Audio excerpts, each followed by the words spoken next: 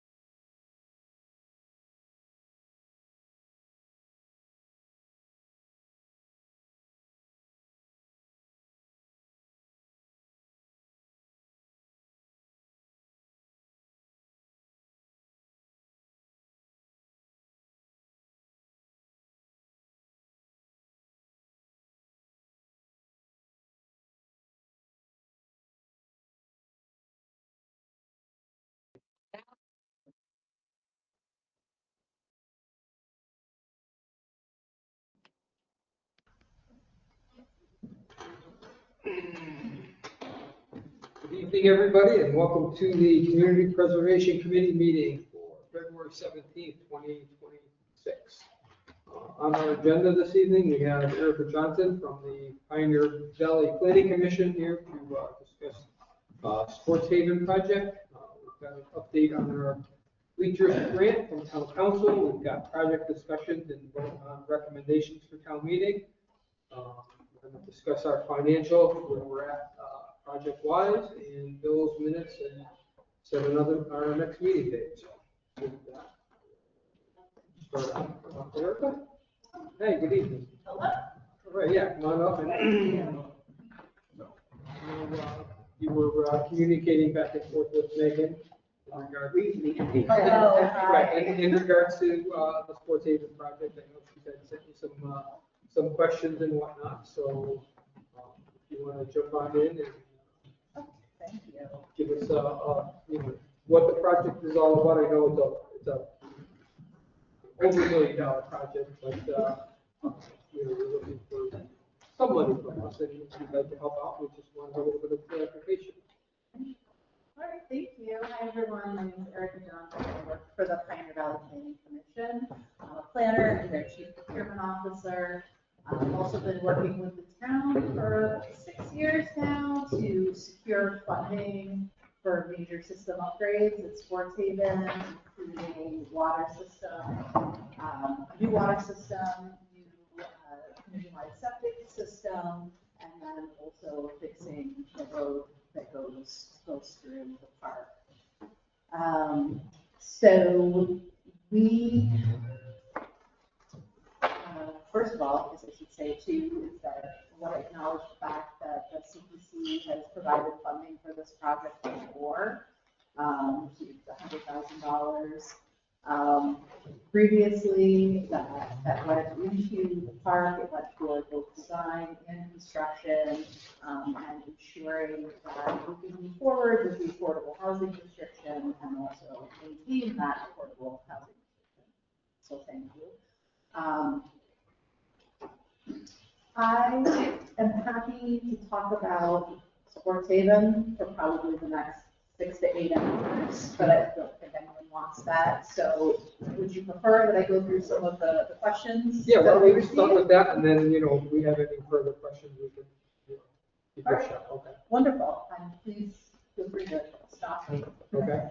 If you have other questions. So the first question that I received, where do you anticipate getting the additional funding that's needed for this project? So when we applied for funding with you, we explained that we still need quite a bit of funding, about $1 million. We asked for $250,000 from this group. We are in the process always of seeking additional funds for the project. The next grant up will be submitting a one-stop application with the state, that's state funding. Also working with the EPA to look into technical assistance for additional funding for the septic portion of the project. I'm working with Mass DEP to identify additional sources of funding, and also hoping to go back to the Executive Office of Housing and Livable Communities for additional funding. They were the first ones to provide funding for this project that helped us get the study off the ground, that helped us get the design plans for all the improvements. So we currently have about $3.5 million secured, and that's the basis of the award we made to Baltazar Construction last summer. They are the contractors that are doing the work. They're on hiatus now with the winter. They'll be starting back up once the ground thaws. We have enough secured so that all of the water work will be completed, all of the roadway and drainage work will be completed. What we're seeking additional funds for now is the final portions of the park-wide septic system. But at this point, we'll still be able to finish all the water work. So the community will be on new water, on new well, with new pipes, new connections, new everything, before we leave, before construction is finished. The next question that I got, okay. How does this money fall within the guidelines of the CPC? How does this fit within the legislation that dictated how this money can be spent? So just going through here, so Belchertown specific guidelines seeks to preserve resources that are or might be threatened, takes advantage of multiple funding sources, and leverage additional public and private funds. At this point, let me just stop here. Actually, no, let me say the third one. And will serve an underserved population. So we are looking to preserve resources, stay within the limits of the park, protect the Jadish Brook, which runs along a portion of the park. We have been working to leverage multiple funding sources, both state and federal. We've received money from the EPA, the DEP, Housing and Livable Communities, the CPC. We continue to search out more funding. And it also serves an underserved population, in this case, a low and moderate income population that that lives there.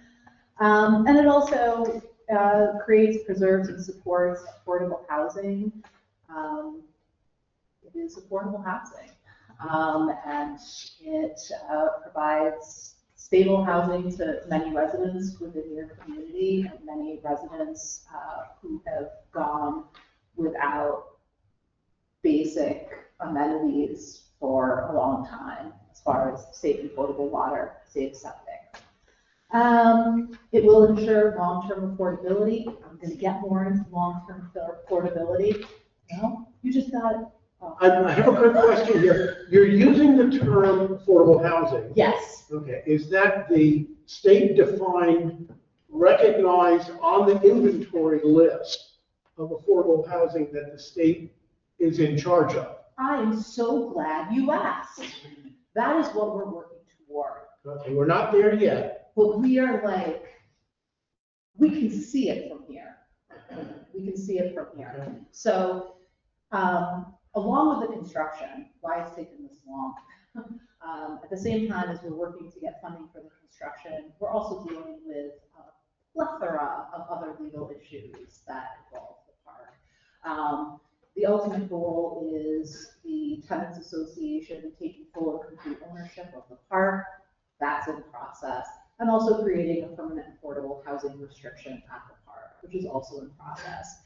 We have been working with the Attorney General's Office, Community Legal Aid, the Executive Office of Housing and Livable Communities, the town's attorney, a lot of attorneys, to develop an affordable housing restriction. The affordable housing restriction has been reviewed by the town's attorney. It was voted and approved by the town select board in 2023, and in 2024, that language was also accepted by the Tenants Association at Sports Haven. Is it on the books yet? Not quite. And it's tied up in the legality of ownership. As you may or may not know, the park is in receivership, and the Attorney General's office is heavily involved in the process of moving ownership onto the Tenants Association. The town has been instrumental in that, both working to secure funding, working to secure permitting, also there was a reduction of back taxes that was owed. The town has been a wonderful supporter of getting this community back on track legally, back on track wellness-wise, as far as water, sewer, and safe housing. So I know there's a very convoluted history on ownership and the back taxes and all that. Setting that aside, if that were not the issue, if that were not muddying the waters, getting these 44 units or 48 or however many it's here recognized as official affordable housing, other than the ownership issue of whose restricted deed it's going to be, Yes. will the state recognize? Absolutely, yes. The state has helped us. The state has helped us draft the document. Okay. So it's a state-created document that was created by the Attorney General's Office and the Executive Office of Housing and Livable Communities. Okay, so these funds will go towards a project that is instrumental in creating new inventory of affordable housing. That will count toward your 10% 40B requirements. Thank you. You betcha. That's what we need. Yes. And as you said, it's complicated. It's complicated, but not impossible. It's just taken, 5 years longer than I thought it was. Right. But so does everything in my life. So let's see, my other points, fulfills a community housing need. Let's see, it benefits initiatives, of the housing authority, and other town boards. We talked a little bit about support that the community has received from different town boards. Moving on to number 3. Yep. Who will pay, or who will be paying for the upgrades of the currently uninhabited housing sites? There are numerous uninhabited housing sites, empty ones, and I believe there are a few vacant ones. And so the owners, the tenants own their units. So you either come with it or you have one there, so that is with the owner. I was going to say burden, it's not that. So any of the new owners, that would be their responsibility. It will not be the responsibility of the tenants association. It will not be the responsibility of the town. It will be the responsibility of the owners, of the renters there. I know I'm using owners and renters interchangeably. You own the unit, you own the space. So that's my reasoning for the. And so, I mean, all of the hookups will be there, it's just a matter of, you would just tie into the hookup and pay the fee for the tie, right? Absolutely. Then I'm going to skip ahead a little bit, which is how many can fit there. So based on what's been designed for the septic system, they can have up to 59 units. It cannot exceed 59 units. When I misspoke, it's 49 units. This is what happens when I take off my glasses. 49, it's 49. They can't go over 49 units. Let me go back to my notes. The septic system is limited to 49 sites to avoid going over the max. How many are there now? I understand there's 37 that are occupied. Have I misspoke? I'm going to say roughly, waiting for confirmation. Let's go with 30. Okay. Oh, Let's okay, go. hold on. There's 47 that are occupied. We have No, roughly 30 that are occupied. The septic How system, many are unoccupied? well, occupied, there's a combination of pad sites that are vacant and units that are empty. Units that are empty Empty or condemned. or condemned. How many? What is that? There's Is that 5 that are condemnable. There's no. We, Okay, we have 30 units that are occupied. And we've taken down a few, and that's why I don't know the exact numbers. We've taken down a few through this project, some sites that are going to house new infrastructure. When we put in the new water hookups, we put in 45 total water hookups. And that was taking into account units that are there, any space that can house a unit will have a new water hookup. okay, so we have 30 units occupied now.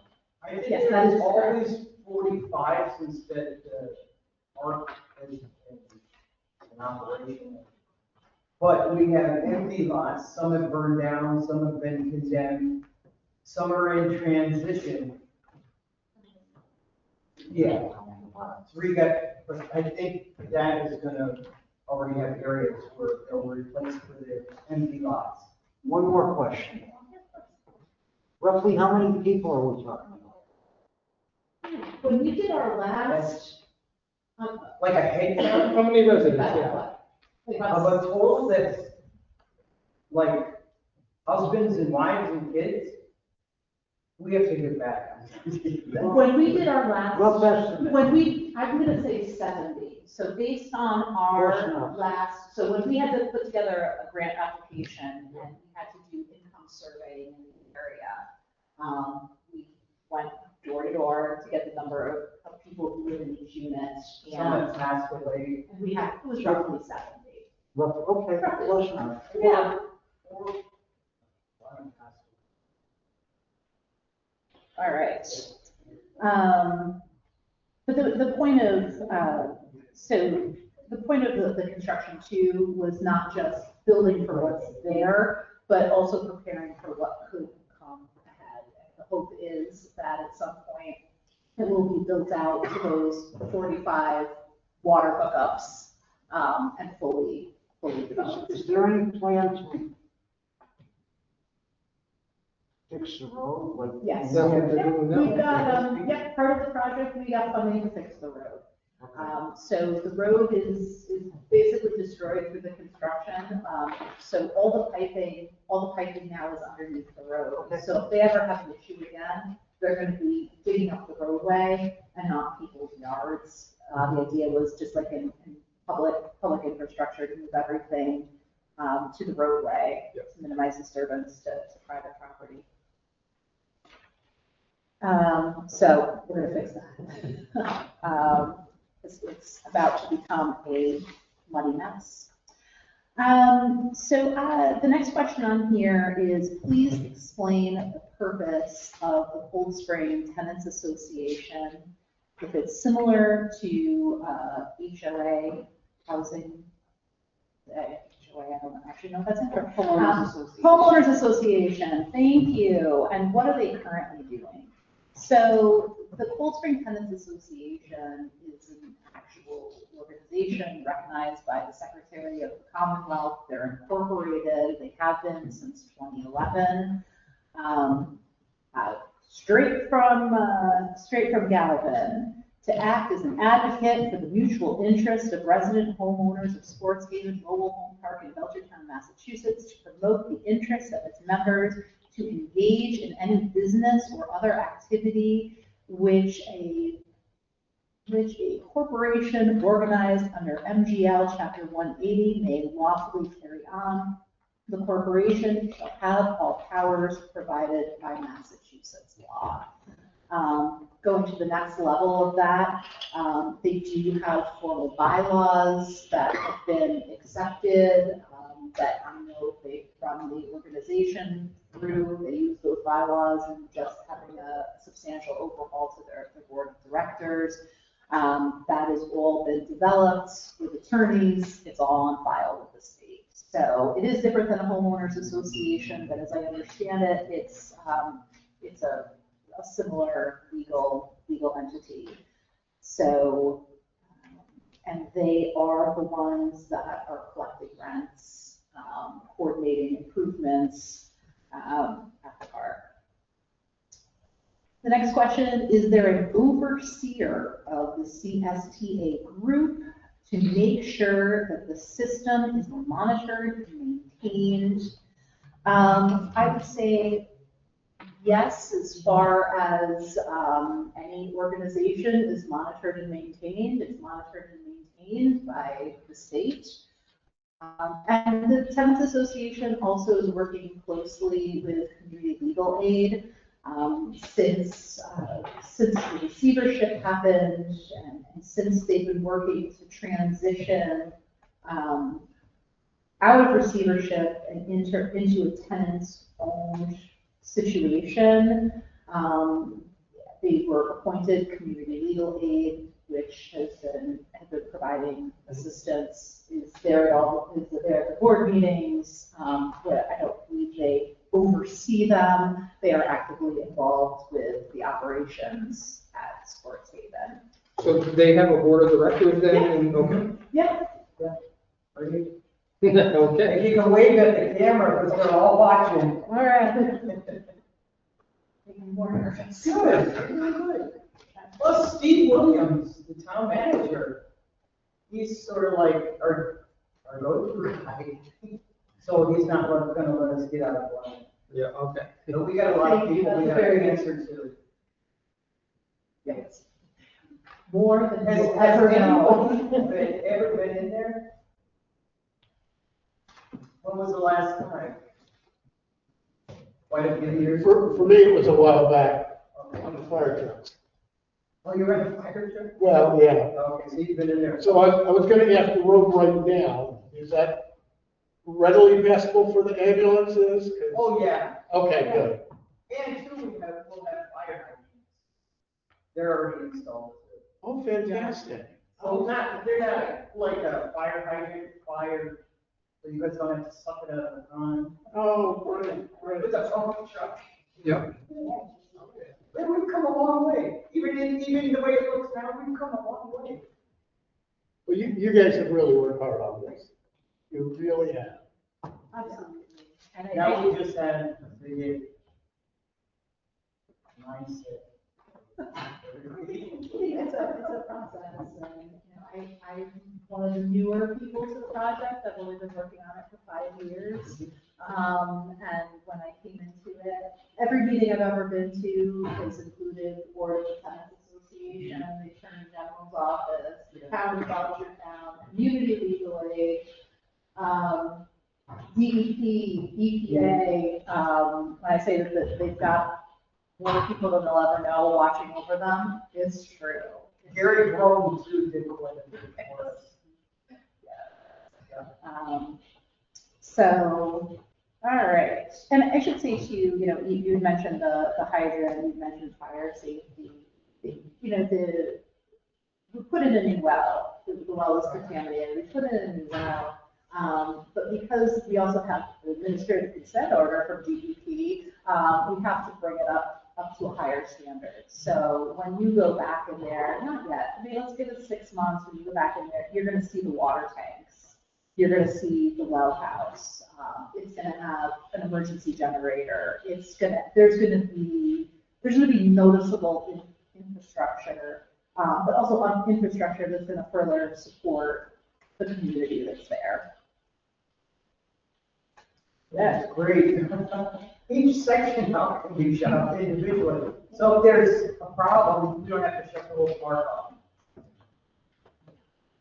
Yes, thank you, that's a good point. Yeah, it's phased. It's gonna be like, like a municipal system where it can be isolated. Hopefully we won't have any problems for a very, very long time. Hopefully. But that's a huge improvement. So Yeah, 30 years, and a lot of last me. that's my goal. Yeah. All right, so the current HOA monthly assessments, and where will they be after the project is complete?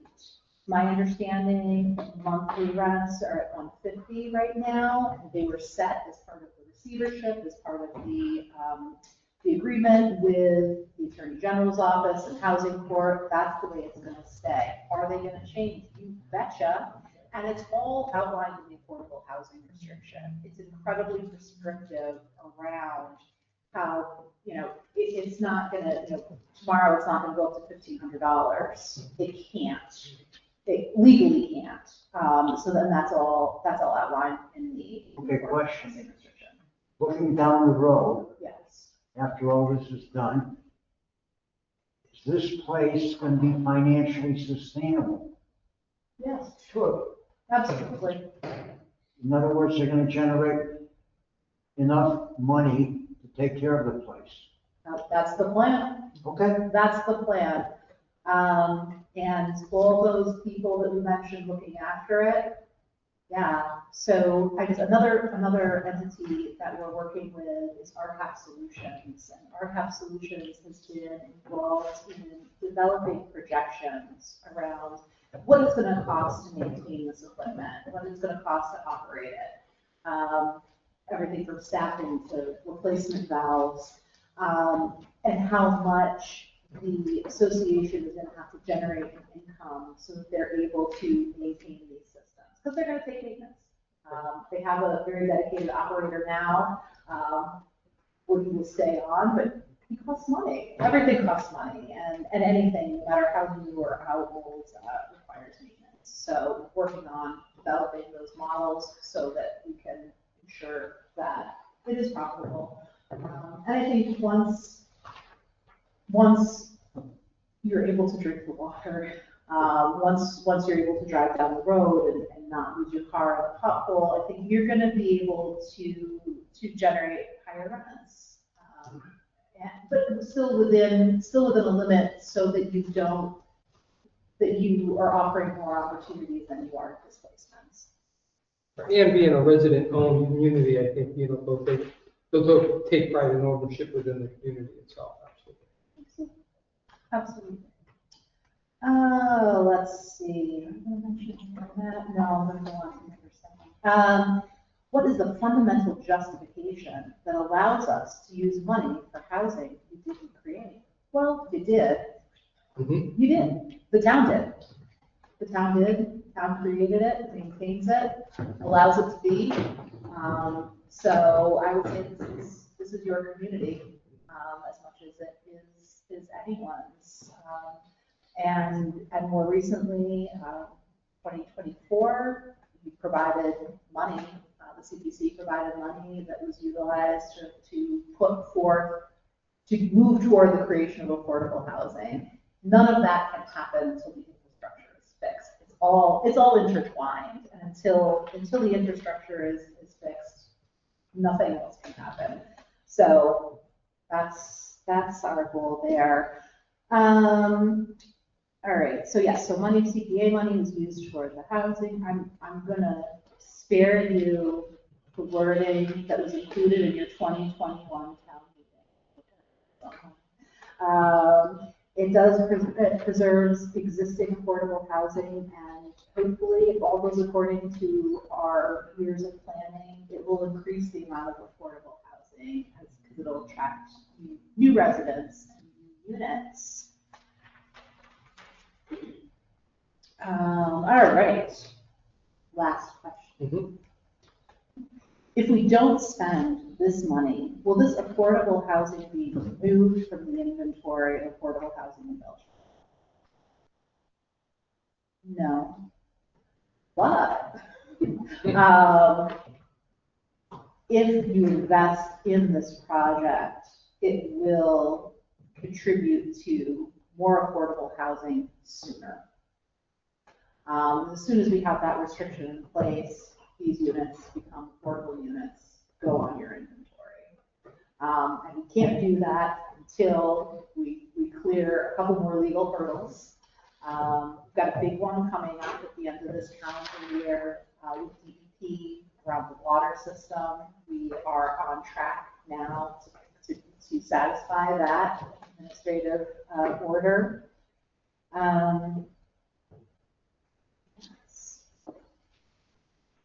And like I said, I'm hoping too, it's gonna also attract more residents to the park. It's a beautiful place, and in a beautiful area. The land is A little bit, one more question. Yeah, a little bit. It's Windsor. All right, one more question. Sports Haven will adhere to the town codes as far as electrical inspections, plumbing inspections. Right. Absolutely. And the other, I should say too, one of the other layers of legal fun we're having is getting into a place where it could be officially licensed as well. So it's all work that all of the different agencies are doing is to get to that point where it's profitable, it's safe, it's self-sustaining, it increases our, I guess that's why it's hard. There's a lot of things. It increases the affordability. Yeah, and it's safe and affordable, and it's a resource, even a greater resource to the town than it is already. Does anyone have questions beyond? I'll go around the room and ask our members if they have any questions. Over. I'm good. David, all said? Alex, you used all yours up. Michael? I used mine up. Thank you. I'm just going to say that you're also protecting all the wetlands and conservation. I have a question for us as a committee, I guess. So I'm reading allowable spending purposes. Did the CPC buy this land or buy this? The CPC did not, but it is in keeping with creating new affordable housing.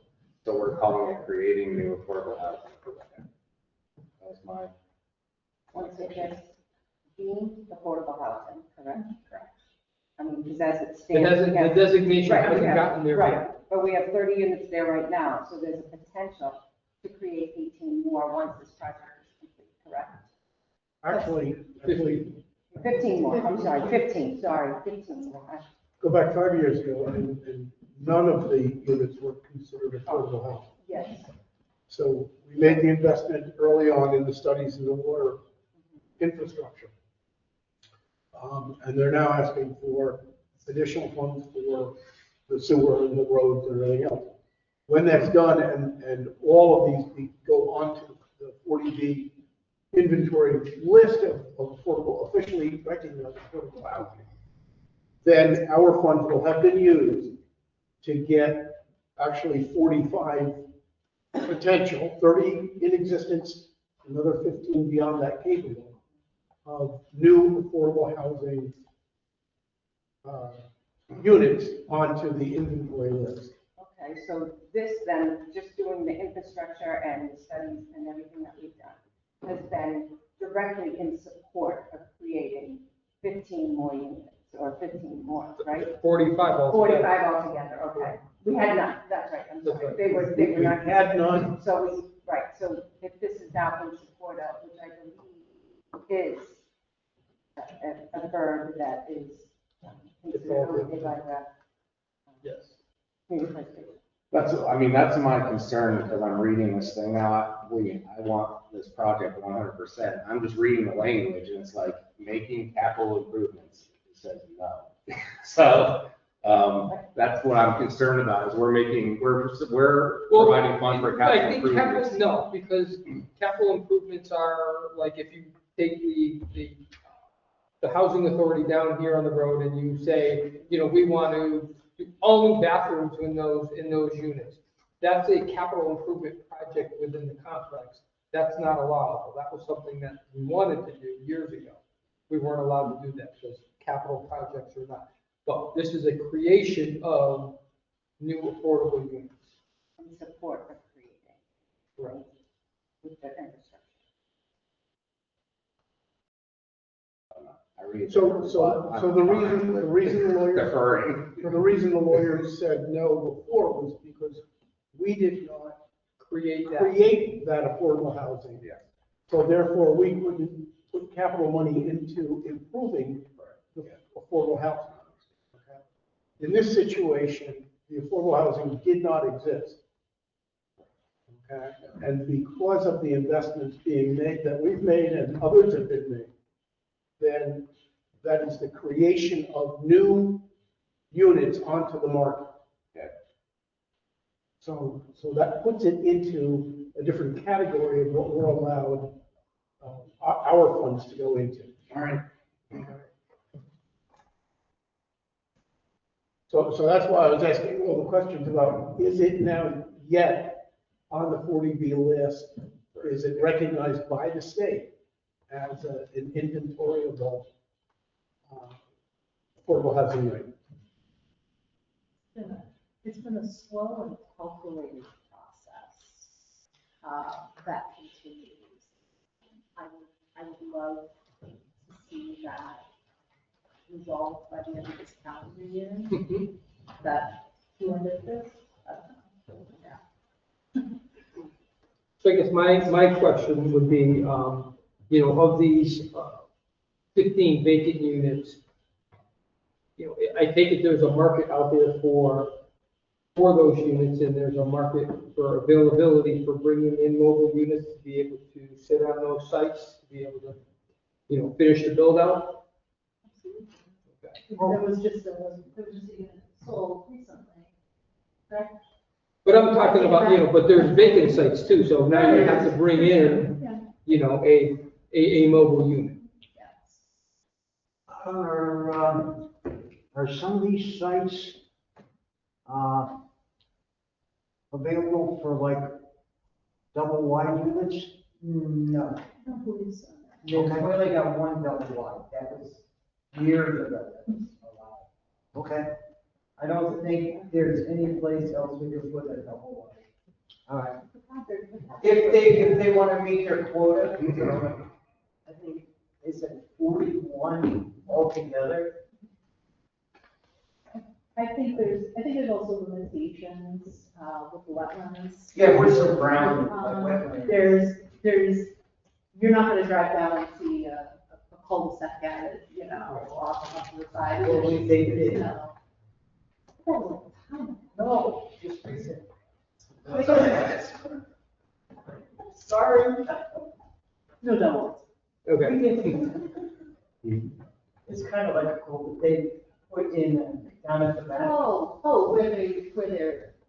Where they're putting in new water lines. Right. Oh, where they're putting in new water lines. Yeah. Yes, they did do that. Instead of making a wide movable pipe, they just split the difference and went down through.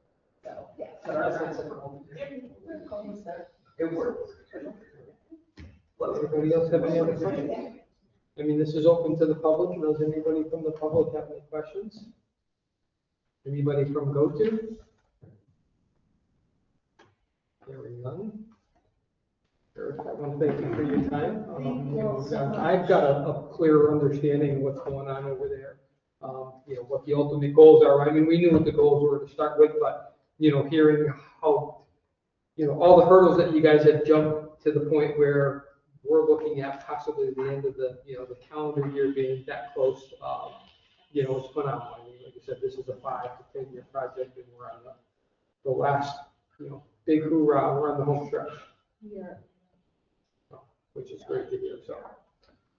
Thank you. Thank you for your I appreciate time. so much. And thanks for letting me talk. And if anything else comes up, I'm happy to answer more questions. Steve is happy. We've got the board at sports season.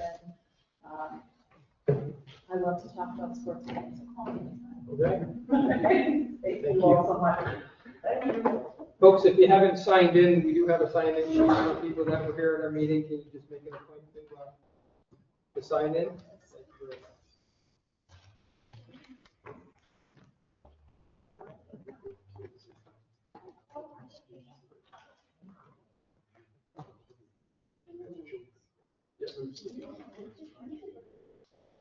Okay. I know that. Really want to work through the agenda, so. We'll do the bleachers and then we'll go. So update on our bleachers project. So you've all have seen my email from town council that the bleachers are an allowable use, even if they are, removable or movable. I mean, the whole. So to be used as the town sees fit at different events, and that's, I didn't see that in Sharon's or attorney Evans. It did, I mean, it's not excluding, it was not excluding portable benches. So basically, what she was getting at was the legislation was, not funding stadiums, but funding, the support of athletic fields and, bleachers are a part of that. Athletic, support. right. So I. Right. Want bleachers. Or, go ahead. So I looked it up on the database. I looked it up to see how many towns have, identified bleachers. It's pretty easy to find, so I came up with 28 since 2007 Mhm. have identified bleachers. Of that 28, two towns have just said replacement of bleachers at athletic fields. Mhm. The other 26 towns have identified them as being for specific fields, for specific parks and fields. Not one discusses movable here, there, and everywhere, or events, or anything like that. And that was my biggest question. Is an event, considered a recreational facility appropriate? So that being said, and then as I'm reading, there were several communities that also looked at ADA accessibility and that, I'm just going to address right here, right now, that question wasn't even answered. It was completely ignored in the application, completely ignored. Then I thought, oh, well, at first I thought maybe I didn't understand the engineering, but, so I didn't ask the question initially. But then I looked online, and there is in fact bleachers that you can get that are ADA accessible, and they're cutouts. Again, I don't have an engineering degree. I thought you would need a, some type of ramp or something, but they're just cutouts. And then I said to myself, well, that would be cost would it be cost effective, would it be cost prohibitive? And in fact, it's pretty similar to the cost that we were looking at. Looking at 8-row bleachers, 21 foot in length, or 15 foot in length, very similar cost. Yep. For the 8 rows, a little bit more money for the 5 rows. So maybe Dawn, you can answer, how come it wasn't even considered? How come, right, if we're gonna be putting them up at the town common and we're gonna be moving them about, how come, people with mobility issues aren't considered? Maybe they were just looking at replacement of in-kind, so, maybe it wasn't a thought process that keyed them. I'm sure if we offer this to the rec department, they'd be more than happy to accommodate, a set or two of this style of bleachers. I think their goal is to eventually, apply for multiple grants through, various years to be able to replace all the bleachers that they have, but not looking to try to do it all as a one-shot deal. Ask for 2 or 3, and get the replacement. And yeah, moving forward, I think if they saw this, they would be more than happy to accommodate that. Thank you for speaking on how to vote we have. Well, I think, well, I did I'm speak gonna with suggest- Kyle on these bleachers, over the phone and everything else. So I mean, and I understand where he was coming from. So not, So this is, okay. go ahead. From my perspective, rather than ask, Yep. I would suggest that if in fact we do approve it, we make that a requirement, that it include universal access capability. Sure. I wouldn't ask, I'd tell them that if we're gonna spend the town money on this, We want to make them. we want to make sure, exactly. I just feel like it's something that every year I have to comment on. Okay. I'm just saying, every single year. Anybody else have questions or in regards to that? So Kyle sent back, here's quotes that are 16,000, 20,000, 30,000, 40,000. What is it that he's asking? Do we know? Well, I mean, these were just quotes that he got from, I didn't bring my copies with me, but these were quotes he got from various companies, and so he wanted to include all the different quotes. So I think they're gonna go with the lowest bidder, and they're looking for 8-row bleachers.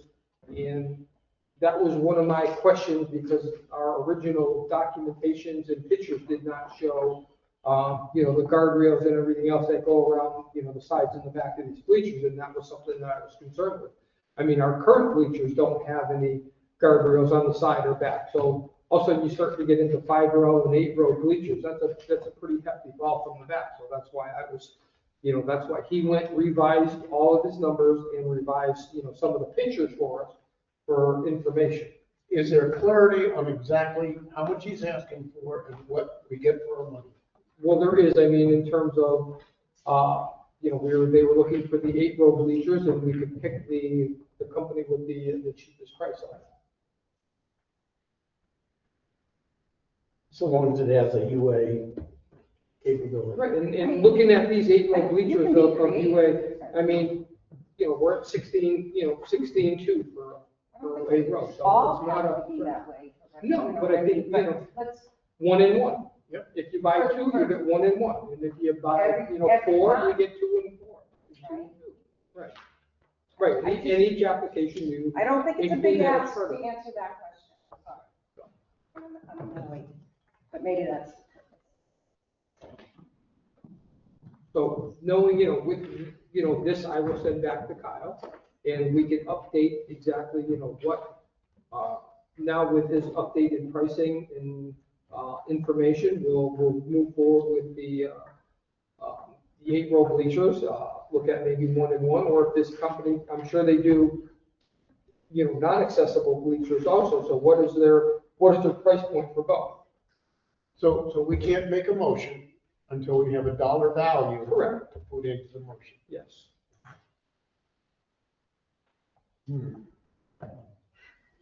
Anybody have any questions or thoughts on this in terms of funding and or, moving forward with this project also? Just for clarity, based on the town council's advice, this is an acceptable expenditure of CPC funds. Correct. Anybody from the public on that? Or go to? Okay, seeing none, we're gonna move forward in terms of, talking about funding on our project. We have a group of people here in the audience. Are you guys all here for Little League? Yes. All right. So you must have heard some of our discussion at our last meeting. There was kind of a little bit of wavering, a little bit of, some members are in favor and some members are not in favor of funding for Little League. And I guess we can, as a board, move forward with some questions, and then if you guys want to speak on what we're talking about, we'd be more than happy to take input. Well, I'd like to thank all the young people here for coming tonight and participating in your town government. It's really important. And if you have a question, if you don't understand something, you need to ask it, no matter what. I ask a lot of questions. I make a lot of comments about things that I don't think are necessarily right. But I want to make people aware of what I'm thinking and what I'm feeling, so that I'm representing those who may feel the same way. Or if they disagree with me, they can disagree with me too. But don't ever be afraid to say something, and don't ever be afraid to participate.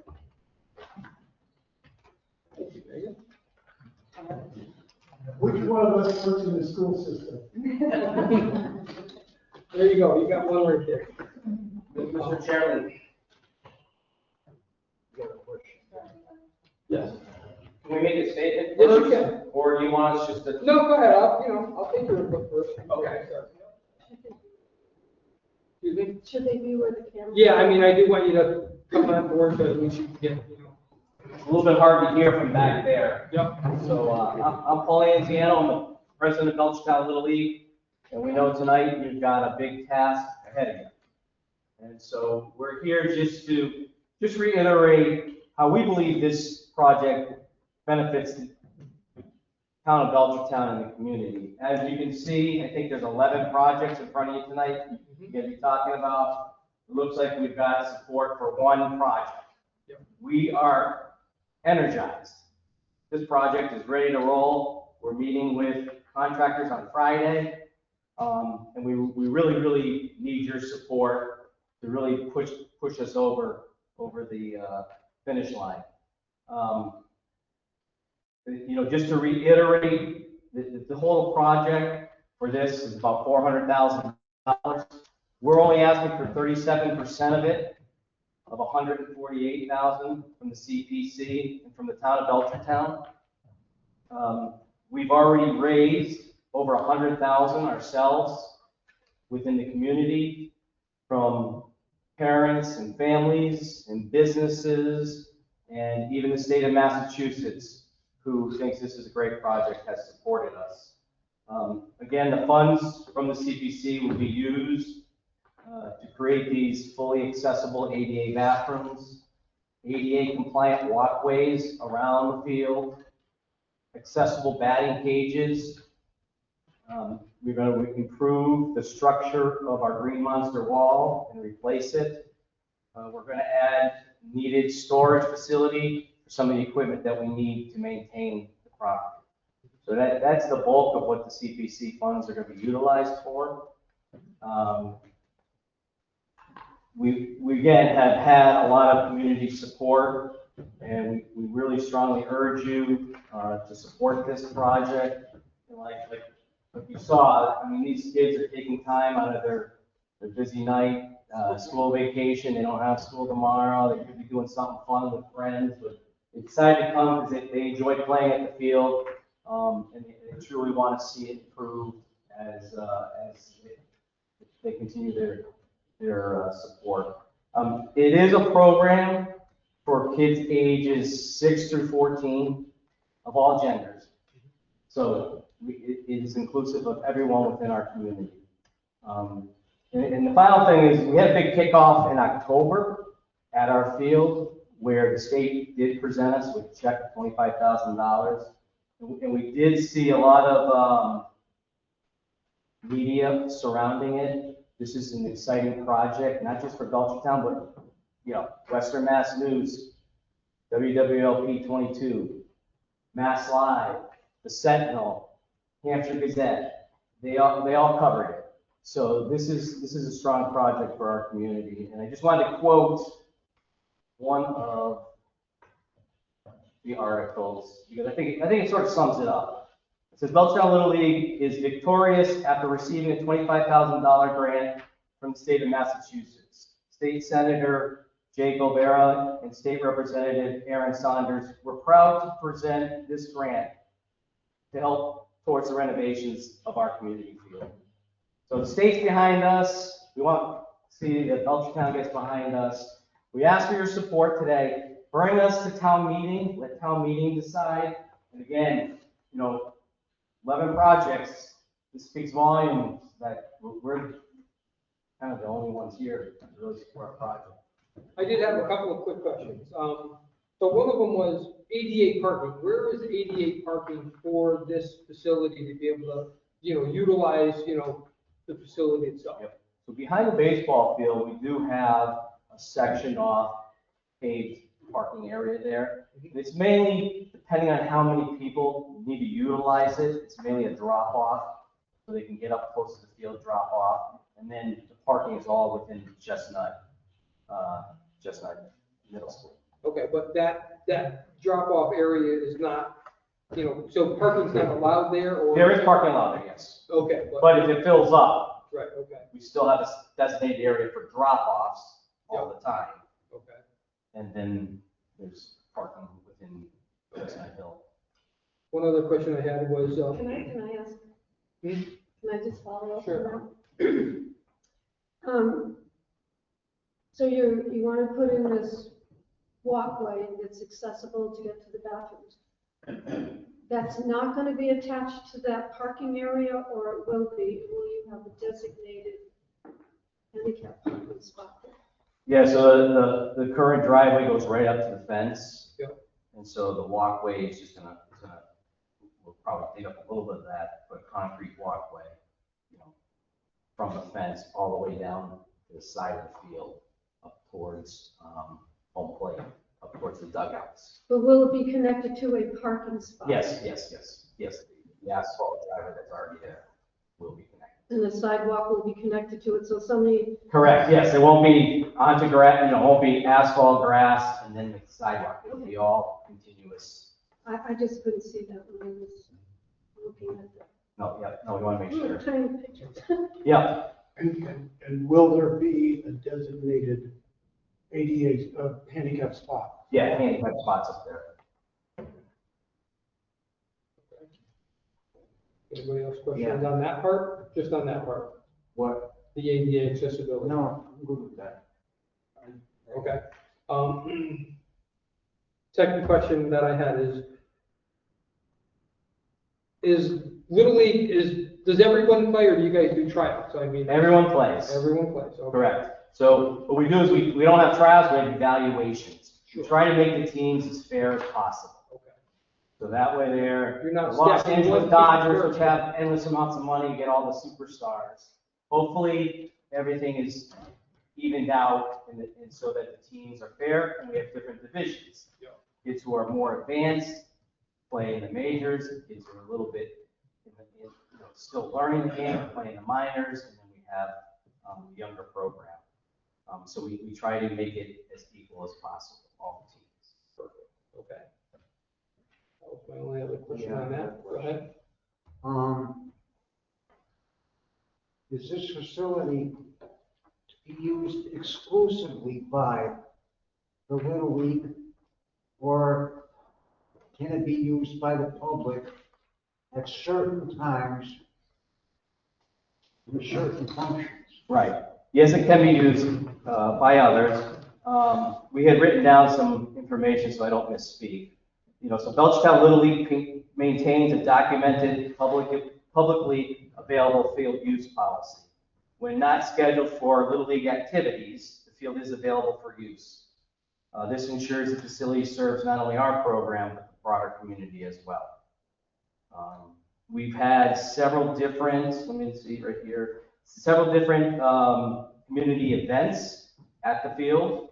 Every Memorial Day, we have a Memorial Day celebration, which honors people who've been in our service to our military and families. We feature the chorus from the elementary school and honor local veterans. So, that's one of the big events that we've partnered with over the years. I'd just like to I just clarify. want to make a question, comment, so let's do the questions first and then I'll make my comment. You have a question, Megan? Well, I just wanted to make sure, Little League has very specific guidelines and field regulations, correct? So that, I just remember in the past, when we used to use the front field at Chestnut Hill, that mound was there sometimes and then it wasn't there other times because like the softball teams would play and you'd have to get rid of that mound and then you'd have to rebuild that mound. So those are some of the issues that you were trying to alleviate by building this new facility, correct? Correct, yeah. I was one of those that took away the mound. Okay, anybody else a question? Well, I don't have a question as much as a comment. I guess it is a comment.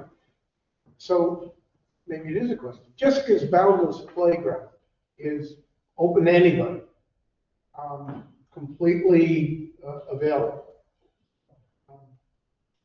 Private country clubs are sealed off and are only open to card-carrying members that have paid their dues, et cetera.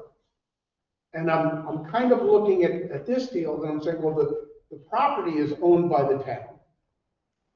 But where do you see the Little League in terms of that spectrum between Jessica's Boundless Playground that's available to anybody from any town at any time versus a private country club with very exclusive membership requirements? Where do you see that in terms of the non-Little League citizens of Belchertown? Yeah, well, good question, good question. So I sort of look at it as a Jessica Boundless Playground. You can't go over here and play a football game. You can go use it and you can go use the playground. And it's the same thing. This is a recreational field. So it's used for recreational. The town beach, you use for town recreation, town beach. It's locked up. No one can go 24/7 and utilize it. It's got to be the town staff. It has to be there. And so it's similar to the old town hall, which my granddaughter now is playing basketball. You have to sign up, participate in the programs. It's certain uses available. Community members can use it, reserve it for maybe a gathering or birthday party is not being utilized. So in that aspect, that's where it's being used for other community events. If we're not utilizing it for a Little League event, then you would, go through the process of trying to, see if it's available and request use of it. And I take it, That sounds a little more generous than what I had thought in my mind the reality and actuality is as we speak. So if the rec department, or if the police and firefighters wanted to Have a softball game. have a softball game, would that be available? Yes, to them? I think we've done it in the past. and I understand a lot of this is weather permitting, you're not. We were gonna do a hockey game. Remember when Fenway Park held their first NHL hockey game? Yep. We contacted the Thunderbirds, Springfield Thunderbirds. We were looking at seeing if they would sponsor a youth hockey game in the outfield of mini Fenway. And it was just too cost prohibitive to bring in temporary ice. But you look into doing. Yes, we looked into doing that. Yeah. So if someone wants to use your field, there's a cost. Like the rec department, if you want to use one of their fields, you pay, and you will charge if the fire department wants to use it, would you charge them a fee? We don't have any costs set up right now. So if it's available, we would let them utilize it. Okay. My only, Unless, Jeremy, that's correct. It's been discussed, but we haven't come to a complete decision. In the past, we've always just, if it was available, we'd let them use it. And one of the reasons, I'm the treasurer, my name's Erika. One of the reasons why we have to manage, the usage of the field, at the end of 2022, we ripped out the whole infield, had it resodded, regraded, the base paths cut, and amount put in. And that was about $20,000. The dirt for the base paths is actually similar dirt. It's from the same company that supplies dirt to Fenway Park for the big universities. So, there's a lot of pride that goes into that field. A lot of these parents here, coaches, volunteers, when it rains on the Friday night, we get games on Saturday morning. We're out there with 25 leaf blowers trying to dry the dirt so kids can play the game at 8, 9, 10 a.m. So we have to manage the usage of the field, otherwise all that effort that goes into it. Literally, if we played on it after one rainstorm, you could cause thousands of dollars of damage to it. So that's why, like what we were saying, Palm Beach, you gotta block it at sometimes. But it's totally open, like weather dependent and schedule and all that stuff.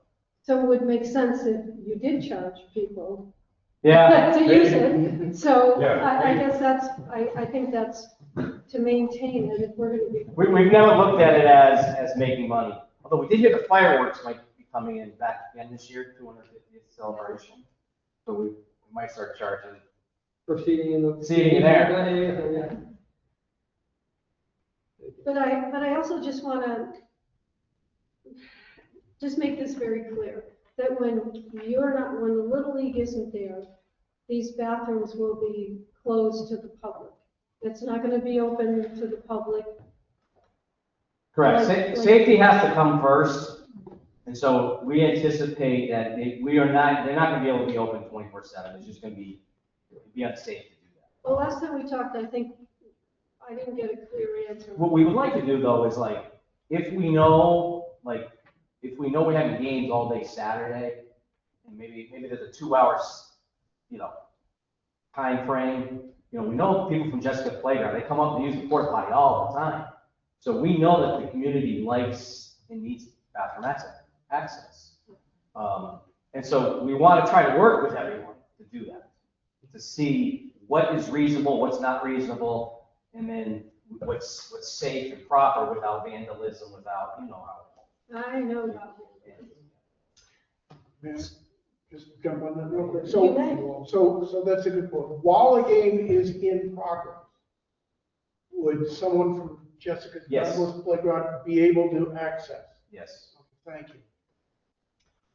So the only other thing I want to say is when I was reading through this again, and I saw civic engagement, and I went, well, let me look that definition up again. Because this is a political statement, so are all these kids playing very political? No. So It's called Chat GPT. Yeah, so. That's what it's called. We're submitting an application. How can we spruce it up so we really impress you guys?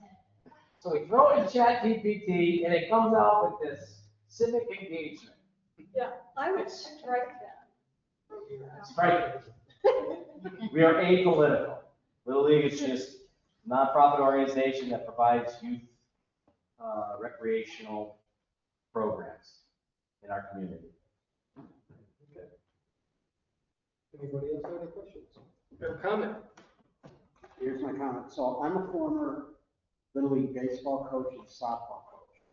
The reason why I love this project is because it's such a big standout for Belchertown, just like Jessica's Playground. It really is. So when I grew up in Chicopee, we had two things. We had Zop Park, which is still there. We also had the Cabasa Festival, which everybody loved to talk about and stuff like that. I just think this is just so unique, so different. Everybody in Massachusetts, most of the people in Massachusetts, are just big Boston Red Sox fans. And I just think it puts a big star on Belchertown, this particular thing. So it's not just another playground, not just another ballpark, not just another field. It's the Green Monster. And I think when the Green Monster came to Boston, it was like the greatest thing ever happened to Boston since Paul Revere. So I'm on CBC, but I'm also been in favor of this, so I just think it's a great project. Me too. And I don't know if this is for the treasurer or for you, Paul, but we have, as you mentioned, 11 projects, and the total cost exceeds capability. And we had talked about prioritization before. If the incremental cost, I thought you said the batting cage would perhaps be the lowest of the priority. How much would that remove from, you're asking for 148,000? Correct. If we absolutely had to, what could we cut on? Oh, I love this. Okay, yeah, we have someone from online who has that information. Hi guys, it's Ashley from Belchertown Little League. The batting cages are cost about $29,000. Okay, so from the 148, if push came to shove, we could cut out, you said 30,000. Yep, Thank you. welcome. Thank you, Ashley. Hold on, we got one more question. Yep. So I'm still concerned, I guess, about the fact that you're on town property and you're a private, nonprofit organization. And you have some sort of legal document with the town that you're on the town property. And you're not paying any rent to the town. So I just want to understand how that works. So just again, the brief history of it all, it was state property, and actually it still is state property. And several years ago, the state, through legislation, gave it to the town. And there was two parcels, because they parceled off the recreational portion, because the state has a restriction that needs to be utilized for recreation. If ever it's not, it goes back to the state. For some reason, when DCAM, which is the town's management of property, deeded over everything to the town, or deeded the land over to the town, they only deeded the upper portion. And so we went years ago to the state and worked out an agreement with them to lease the land for $1 and utilize it for that. Right. So now the town is going to take it over. It's just a matter of time. It was all approved last town meeting. Right, and that process hasn't. I do not believe the deed has transferred. I do not believe like it's registered. It's happened. It's legal. It's, you know. So when that happens, then you will have a legal document. with the So, town. but Little League does pay, I mean, we paid over $4,500 to the town of Belchertown for field use. And the town of Belchertown has a recreational fee associated with any type of field use. And so we are paying for use of the field. We do all the improvements there. We buy all the materials, all the, you know, we have to line field, we have to cut, we pay for mowing, we pay for weed whacking. Right, but you're doing that for your organization. You're not doing it specifically for the town. Yeah, but it's still sort of a town. Oh, I'd just like to comment though. So when my daughter played softball, and it was not through the recreation department, so we, like, literally rented the fields. They did not provide painting. They did not, the only thing that they provided for us for those fields was mowing. They didn't even rake the infield. That was all up to us to do. So with our money that we were paying, it was literally just for the use of the field, which is exactly what Little League is doing right here. It's the same exact thing. And anybody that wants to rent a field for playing soccer, same deal. You don't get lining, you don't get anything ready, you don't get any of the equipment set for you. That's all up to you to do yourself. And if it's not maintained, as you utilize it, you maintain it. You volunteer your time to help maintain it. Well, I understand that, but my point here is this is a nonprofit organization that is putting a lot of money into this site. And it would be to your benefit as well as the town's to have a legal document about what you're doing. Yeah, I agree with that. We will be looking into that. And it would be good for the citizens of the town to understand that that's in place. And just say one thing, what Wilbur said, I mean, this really is a bigger project than just a baseball field. I remember when we were putting this together, and it was just a bunch of parents that had this idea, and it was a wooded area that wasn't being utilized, and, you know, we had to take trees down, we had to level it off, we had to do a lot of work. I remember, like, just little things, like we needed a forklift to move some equipment around as we were building the field. Ace Hardware in town, Dave Jason, the owner, I have one. I'll drive it down the street. I'm in front, someone else is in back with their flashers on down the street. We needed some dirt trucked in.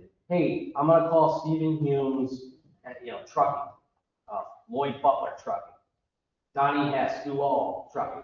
Let's see if they'll give us one truck each. Within a day, people came forward. We bought sod, we had to have it sodded. We put out something to the community. I remember selectmen were there, volunteers were there, people from the senior center were there. Just of supporting it. It is a great community. Balanced Playground is another good example of what great community we have here in Belchertown. So again, I just ask you to at least get us a town meeting and we'll do the rest. Thank you.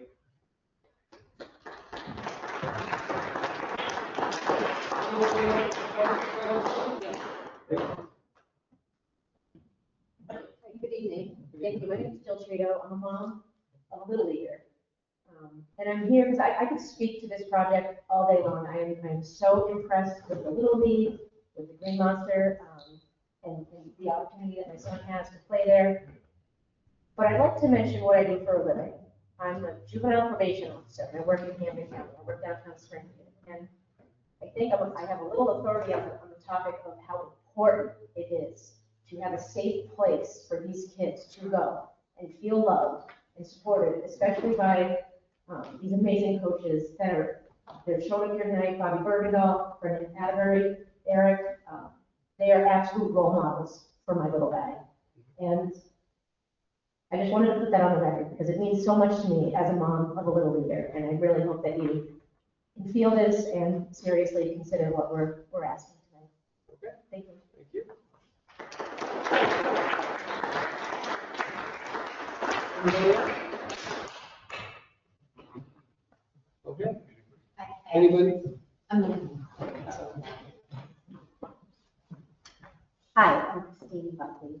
It's not only about Belchertown, it's about the entire surrounding area. So Green Monster, Phil mentioned it, but it's essentially in the summertime, we have 2 weeks where kids come from all the towns around, everywhere, like in Western Mass. I mean, they go far and they know it. Like the Green Monster tournament is a thing. It brings people here. Like the Green Monster, you go to even Greenfield or Pittsfield, or they know that's what Belchertown is.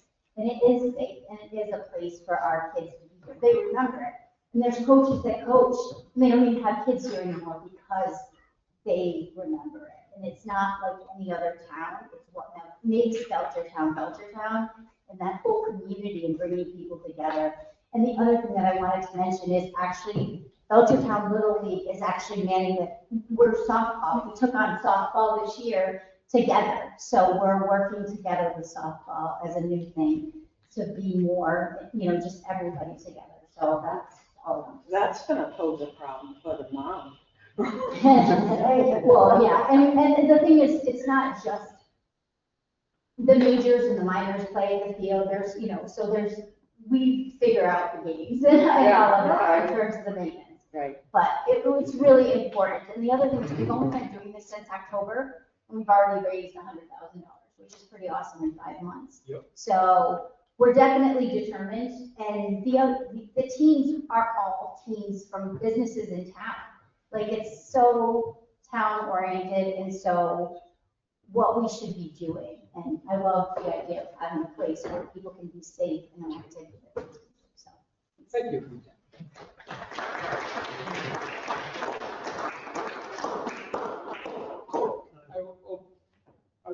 Could I have to follow? You mentioned a 2-week, 3 months, and forgive my ignorance, but how many non-Belchertonians come into town during that 2-week time period? What kind of impact on the restaurants and tourism, and, you know, that aspect? How many people are we So talking? the first week is 10 youth, so kids 10 and under, second week is 12 youth, kids 12 and under. And for each week, we do one Belchertown team, and the rest are teams from other towns. So I think typically 6 teams per week. So there'll be 5 teams week 1 from another town, and 5 teams week 2 from another town. So 10 teams in total for 2 weeks. Each team will have roughly 14 players, family coming into town. I was a coach last year, and I can tell you that there were teams that came without any shot in the world of competing, just because they wanted to get their kids underneath that way. Like, and these kids just like them. They get on the field, and it's the best day of their life. They may have no shot of winning, but the smile never leaves their face. So I'm thinking more in terms of notwithstanding the enjoyment of Well, depending on how far they go in the tournament too, those teams play multiple days so that they come multiple times to town. So it's not just 5 different teams coming once to town. They come multiple days because they play different times of the tournament if they win. The neat thing is too, if they win and they go off, like it's the World Series of Little League, like we've never had somebody that's gone on to, but that's the seriousness of it. Yes. So. that answers my question. The other thing is Pathfinder, actually the school donated their time with kids and everything to build our announcers booth. And like in the last year or two, I mean, the community comes out all the time to do things, and even being in Palmer, they came to do that for us. I have a question. I've seen the families set up on top of the hill here, and you have picnics up there, and the little kids running around. It's a beautiful thing, not a Rockwell type thing. And I've had grandchildren and nieces and nephews play for years and years, but I have never seen one of the older kids hit a ball over the green monster for a home run. Has anybody ever? Absolutely. No, not He's gonna be third, not yet, right? I wish, Mason. Yeah, it didn't have to practice. Last I think that is the table, right? Yeah, each home run, they'll take a picture with the play with the ball. I guess post that, I think, to our social media and Facebook and things like that. In front of the green monster.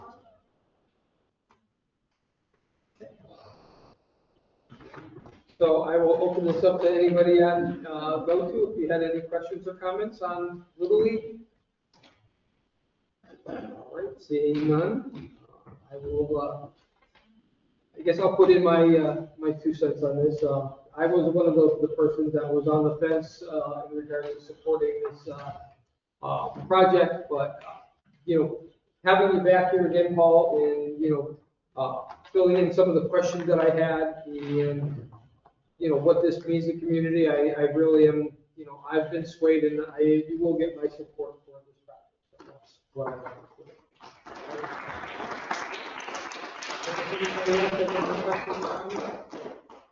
do. I'll speak for Wilbur and I, we said yes the first go round. I guess, are you interested in supporting this project? I am, yeah, I said yes last time, so. Oh, Down to the- And I know Alex was, so. David? You're, Michael, you have any? So I'm one that was concerned about the openness to the community and whether or not this is more like the private country club with limited access versus the wide open for Jessica Grammer's playground. And I certainly feel because to be honest, with the very first presentation, when we talked about like access to bathrooms or whatever, there was always a little hedge in there of, well, yeah, we could, but we'd be concerned about damage, or yeah, we can have the fields open, but we, the first time we have any vandalism, we'd have to stop it. And it's the message I heard. I'm feeling a lot better now in terms of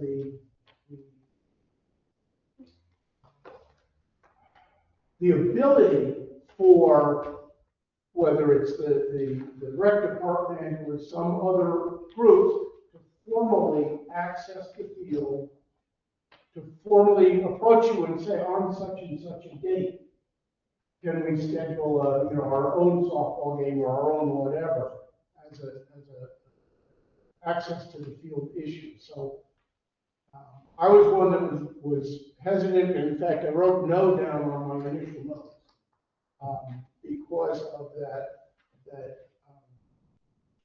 feeling that I had that it was not open and accessible to enough of Belchertown, to the citizens and the others that might need or want or could properly take advantage of access.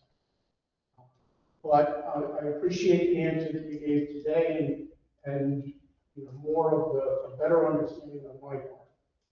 So I'm willing to support it at this point. And as you said, we'll give you a shot at the town hall or the annual town meeting, but then it's up to you. Yep.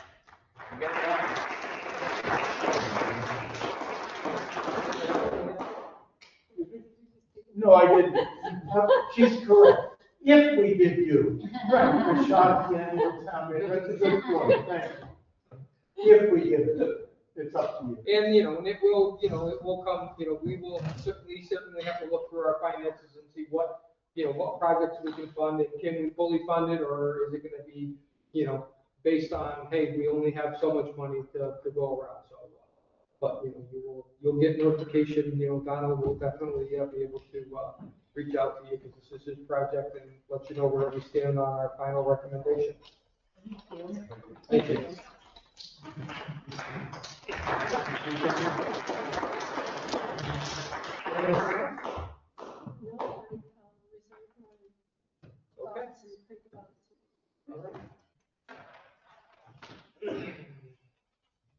So I guess you guys want to talk finances on projects here, or how we want to look at what we can afford to spend? Can we just start with the carriage grove? Yeah, can we talk dollars on the carriage grove? I want to make sure we're all with this. Y'all did get a copy of my letter from EDIC.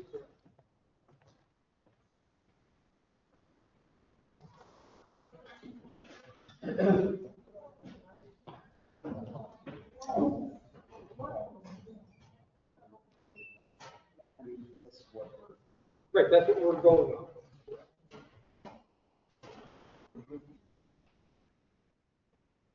So this is your spreadsheet. This is just a copy of what I had given you guys earlier in the year. We're official finance, so I just sent it along. You may have yours, or you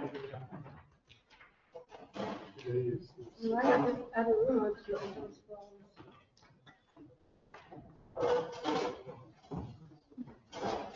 The latest and greatest spreadsheet based on project updates.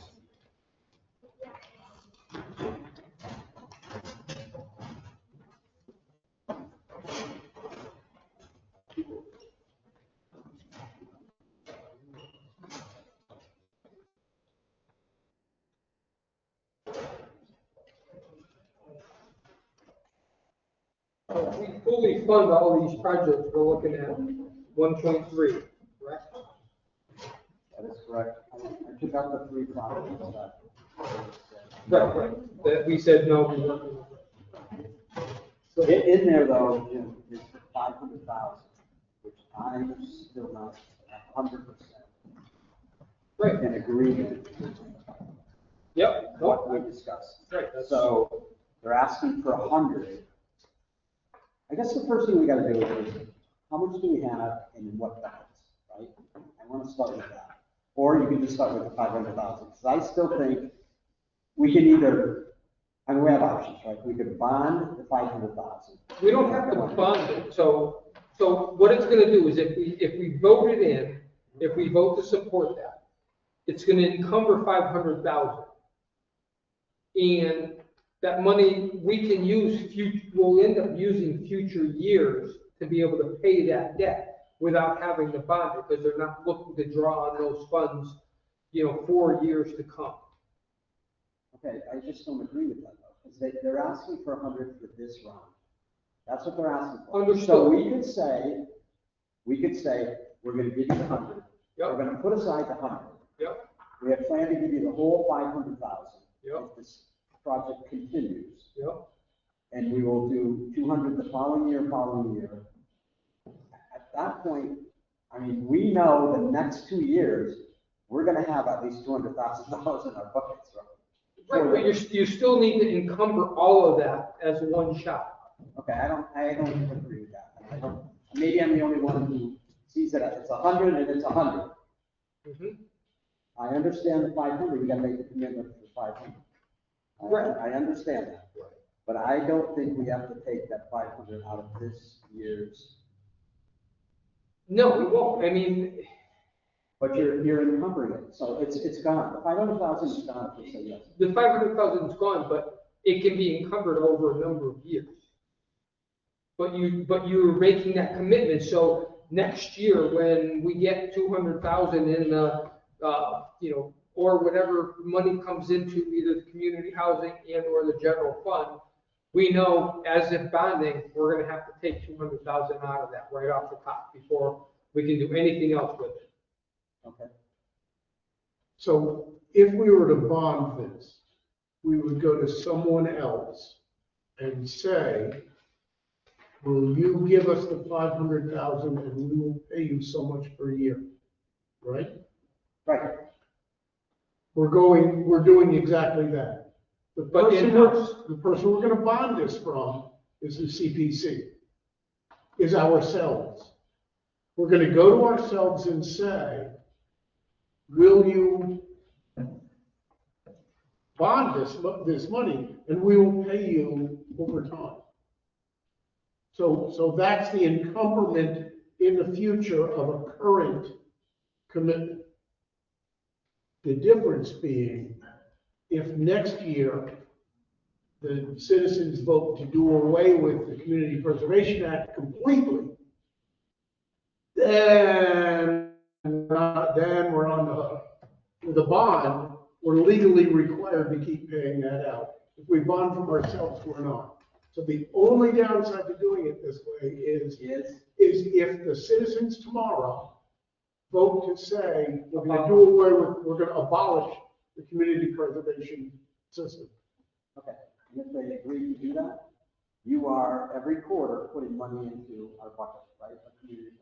Through the taxation of the town on the real estate. Right. Right, every quarter.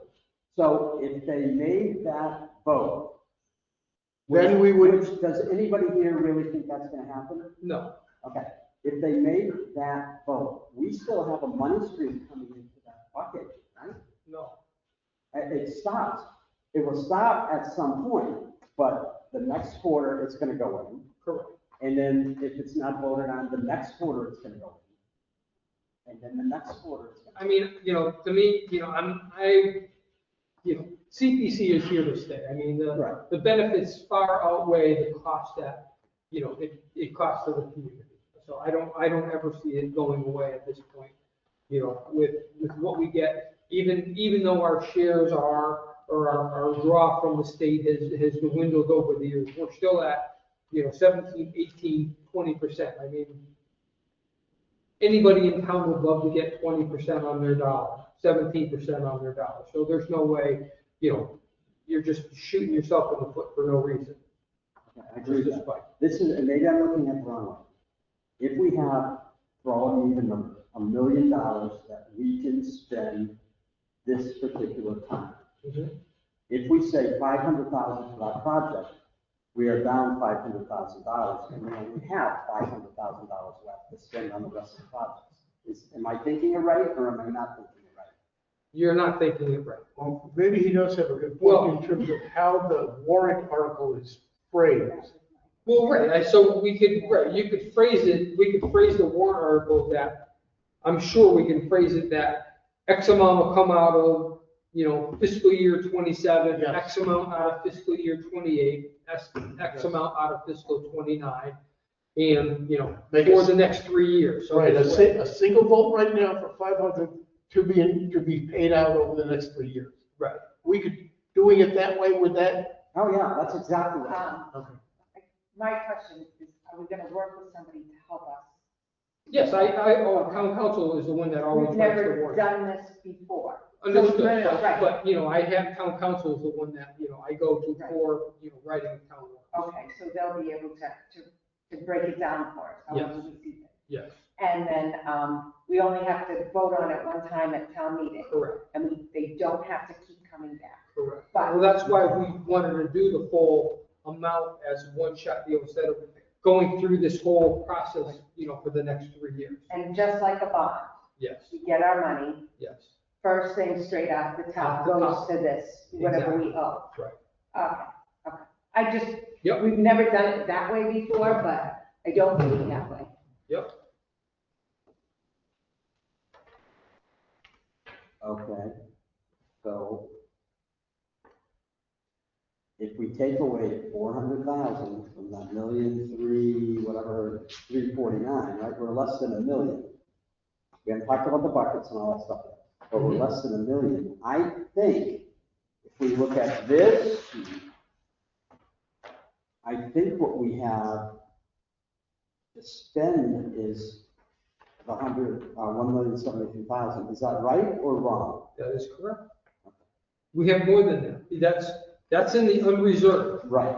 And then you still have, 49 in open space, 58 in historic, and 253 in community housing. And I totally agree. So that adds up to a whole bunch more. Yes.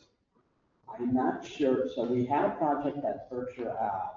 That did not get back into this sheet because this was prepared by, before that was realized. That 275,000 from Berkshire is going back into, I don't know what bucket that came out of. I don't think it all came out of historic. I believe some of it came out of historic, and then the remaining balance came out of unreserved. Okay. So either way, it's going back into one of those two Okay, accounts. so this does not reflect, The extra 275,000 that was not utilized on the Berkshire Ave project. okay, so I don't know why I thought it was all 275 historic. additional, yeah, okay, thank you. What's that, Stuart? I thought it was all historic. Berkshire was, can we Well, vote? Berkshire, it can be unreserved. I mean, Right. because we didn't have to. Oh, no, right, I don't think it was right. Right, so that's, I think we grabbed some out of historic, we zeroed that account out, and then whatever was remaining came out of the unreserved. Well, that's good news, right? Correct. So we have right now 250 in housing. Correct.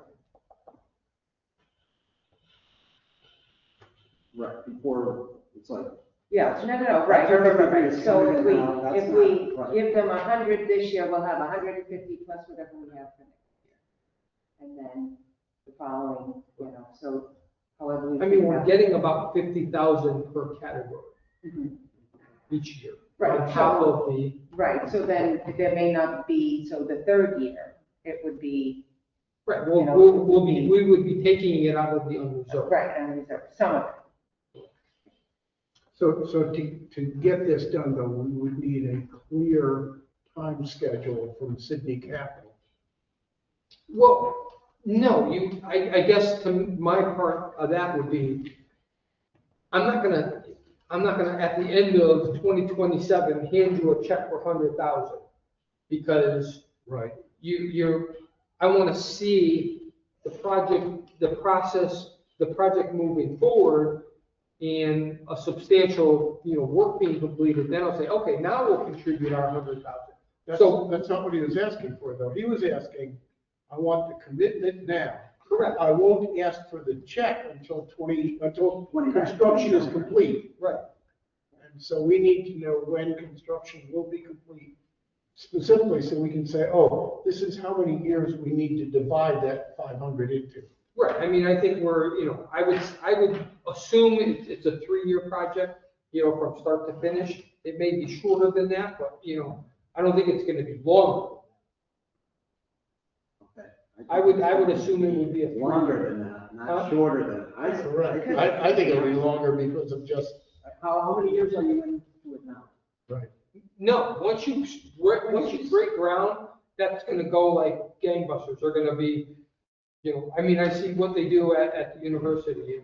Once you break ground, getting to that point may take X amount of years, but once you've got your funding in place and your building permits and everything else, once you break ground, that project is gonna move along lickety-split. Because all the infrastructure in the main roadway is there, so now it's just branching off of that to get to the individual, housing, projects.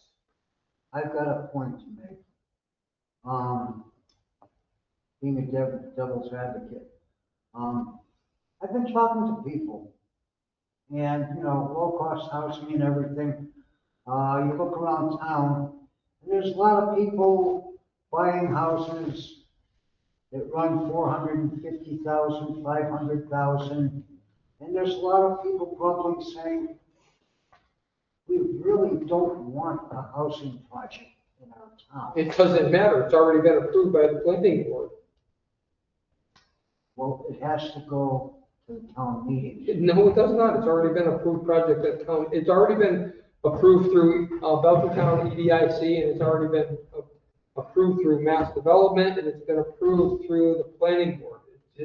It's in keeping with the master plan of that the town has already approved, so it does not, this project So does we don't not have to need to write a go. warrant for this? No, not for the project, for the, for them not wanting to use CPC money, we will, but the project itself has already been approved. The housing project. I has already been understand approved. that, Right. but we might get headlines at the town meeting. Well, then that's fine. not for me to decide here at this meeting that because we're gonna get headwinds, I'm not gonna move a project forward. If it fits in within the guidelines of CPC and it's something that we feel as a committee is viable, then we can move forward and let the citizens at town meeting decide. We're making a recommendation. Right. It's the citizens at the ATM that are going to vote yes or no on the 500,000. But we're making a recommendation. I would be very surprised if we don't get a question or two. Well, we will, but there again, that's gonna be for their representative to stand up and answer those questions. I'm not here to advocate one way or the other. Right, I think we just have to remember, what they want, city group or whatever want, it's just a commitment of 500,000 from us. So that helps them with the funding, and they understand they have skin in the game, and they know they want, the town of Belchertown wants to go forward with this stuff. For us, all we gotta do is figure out. We just have to save our pennies till they come fall and put them, right? Right. So saying that, I don't want money, but saying that, say you're right, and they start this summer, and they finish next summer, and they go, okay, now we need our 500,000. I guess at that point, we would have to. But there again, we'll structure the warrant, so we won't pay you earlier. We can pay you, if the project goes like gangbusters and you're done in 2 years, but our warrant's written for 3 years out, well, you're gonna have to wait for that 3rd year to get that final check. Okay. That's fair. So leaving out the 275 on 6 Berkshire Avenue, what is the total dollars we have? 1073? 1073, add in 275, add in 49, add in 58, add in 253. Wait, where's the 49? Add in 49, 49,282. Add in 58,125. Yep. Add in 250,005. 253,05. Can you go back to Jill and say, Jill, about 275, can you look at the warrant? I can find out where it goes, but like I say, it's either in historic or in general. And what we have for historic is 302,000. Right, we have a bunch going for historic. Right. So if that money was part of historic, we grab all of that, and then whatever was remaining, you grab it for out of the general. Okay, and I agree.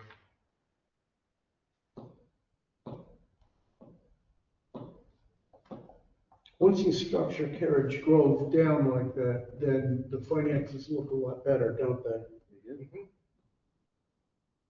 So one of the things I sent you guys the emails, I printed it out, and I didn't bring my copy with me. But the recommendation from the EDIC, it seems like the admin building was in question. Yes.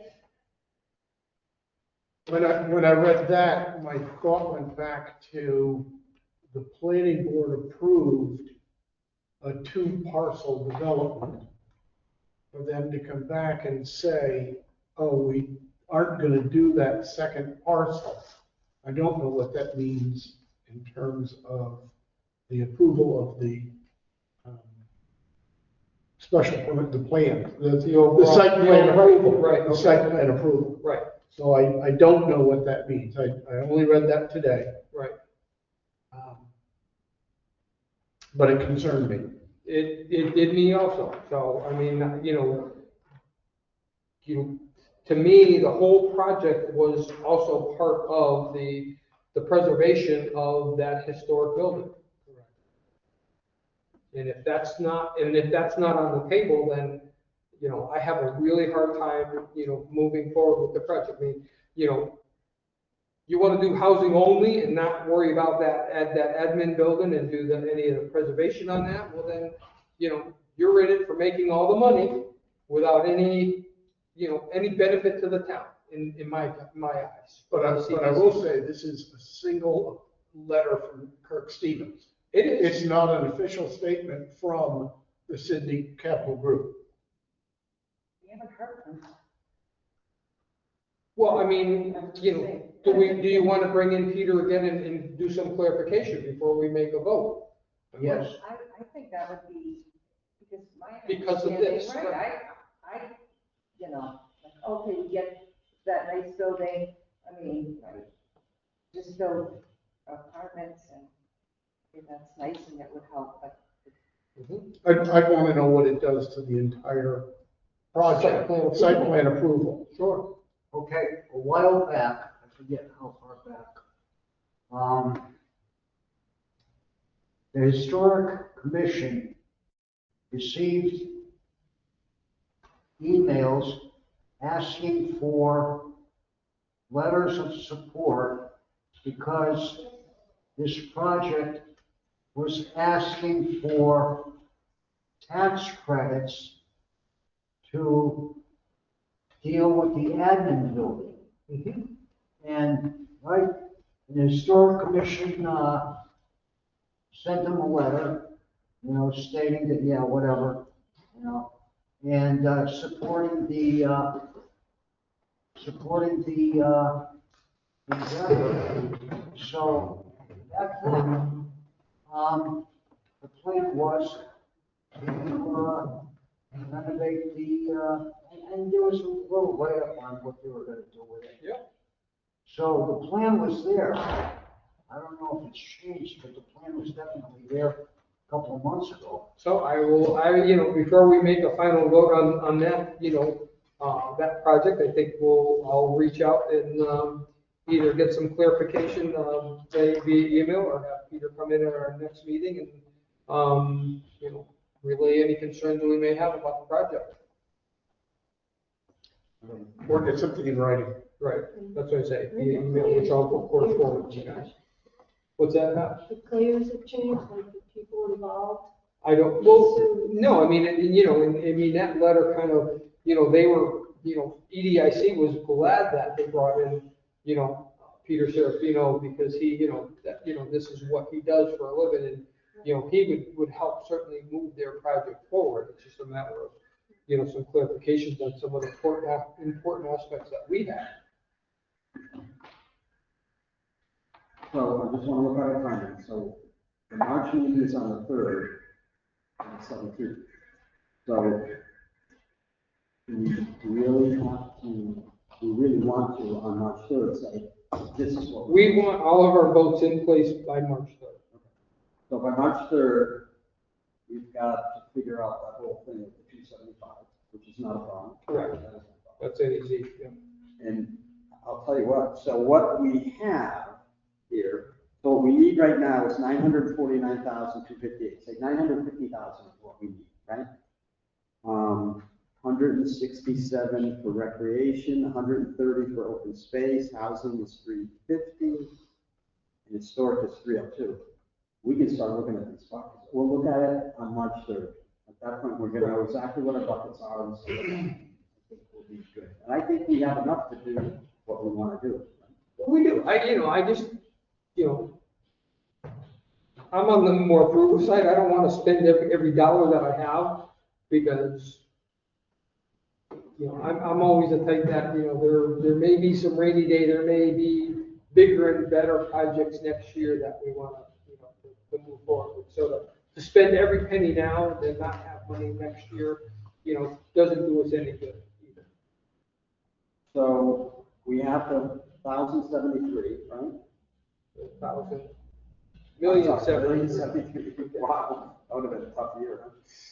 1,073, and I'm saying with buckets, what we have. So you started with 110 for historical, you just added 58, you got 169. So those three pieces add up to 878,000.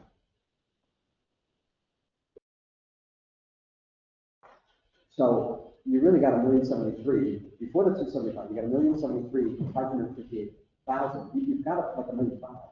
Right. Okay. Well, I don't see. So we got more than 1,005,000. Well, we do. Like 1 million, like 1.7. 1.7, 1.8. So I think we're in a lot better shape. Than we all thought of at the very beginning, that's sure. I mean, the other thing we got to remember, we're getting a lot more money into the pool because our real estate taxes are going up. Right. I mean, last year we grossed, 4.4, 450,000. Right. So we can average, close to 500,000 every year is what we're gonna get, via, the state and our local taxes. I'm sorry, our local taxes is 385. Right. And then our state bonus of 62,000. So, but we're close to, 500,000 every year is what we're getting. Can I change the direction of the conversation? Sure. On March 3rd, we're going to take our complete and final vote and vote and have our motions in writing. Not our motions, but have our motions.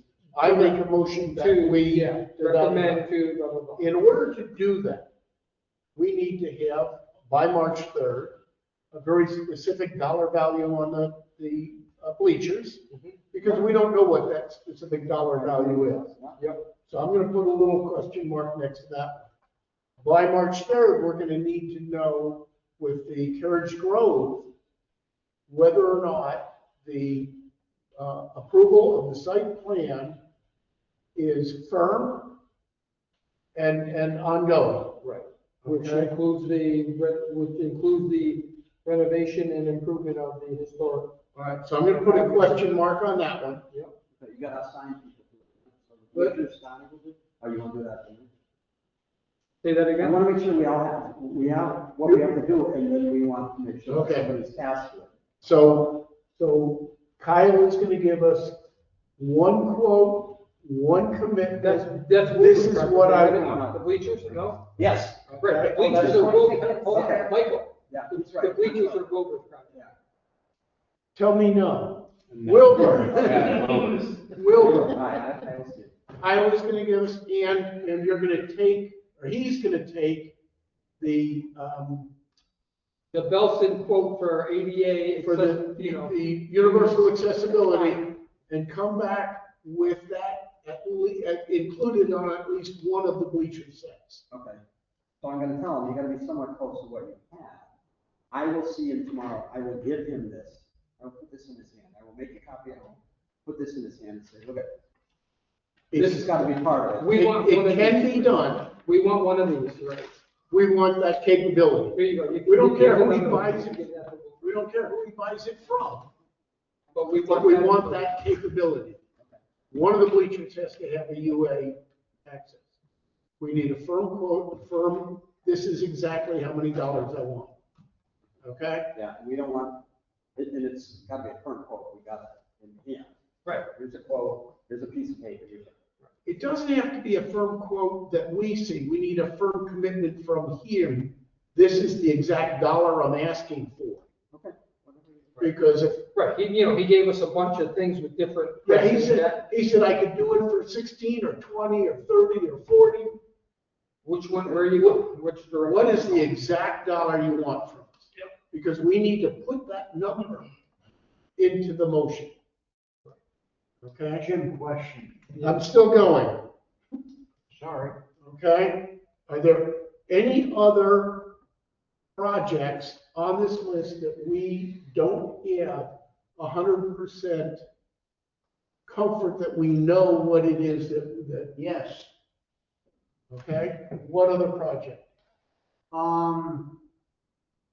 Where is it? State Street Soccer Field. Yeah, That's- That's not on the project, that's been taken out, we're not gonna fund We're that. not gonna fund it? No, So okay, Wilbur gave you a brand new one, so is it? No, I just don't. we're not gonna fund that one, we don't like that project. Thank you. But I guess, is it our? Oh, wait a job- minute, okay, I'm sorry, State Street, okay, The gotcha. soccer. I was thinking of the land acquisition for Foley. We're talking about the soccer. I know that now. So I guess I'm torn about this because is it our job to say, we don't like it, so we're not gonna give you the money? Or do we trust the people bringing this forward that it's a good project? I guess I don't understand as a member of the committee, what, So we what don't can I have to make send a forward decision? every project. No, okay. This is why we are charged, this is why we're here. No different than being an elected official. I mean, you're an at-large that we're appointed by. I So, don't like we- that term, Huh? I don't like that. So So we move forward, projects forward, whether, not necessarily all just because they fit the guidelines of CPC, but also whether they think they're, worthy project and worthy of the money that is, being asked for. So what was our consensus on the soccer field? Oh, It's mixed. it was mixed.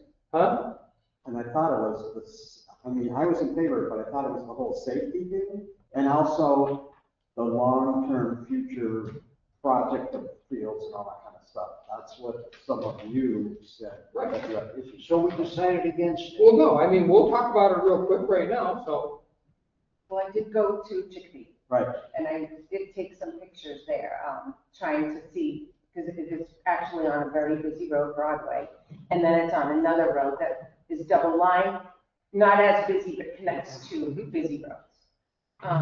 So on one side of the field, it's flat, just like what we're looking at. It's got what I would consider to be maybe a deeper section. It's a less busy road, that part. It's about, actually, no, what they're talking about here. It's not very far from the road. The fence is definitely a little taller than me.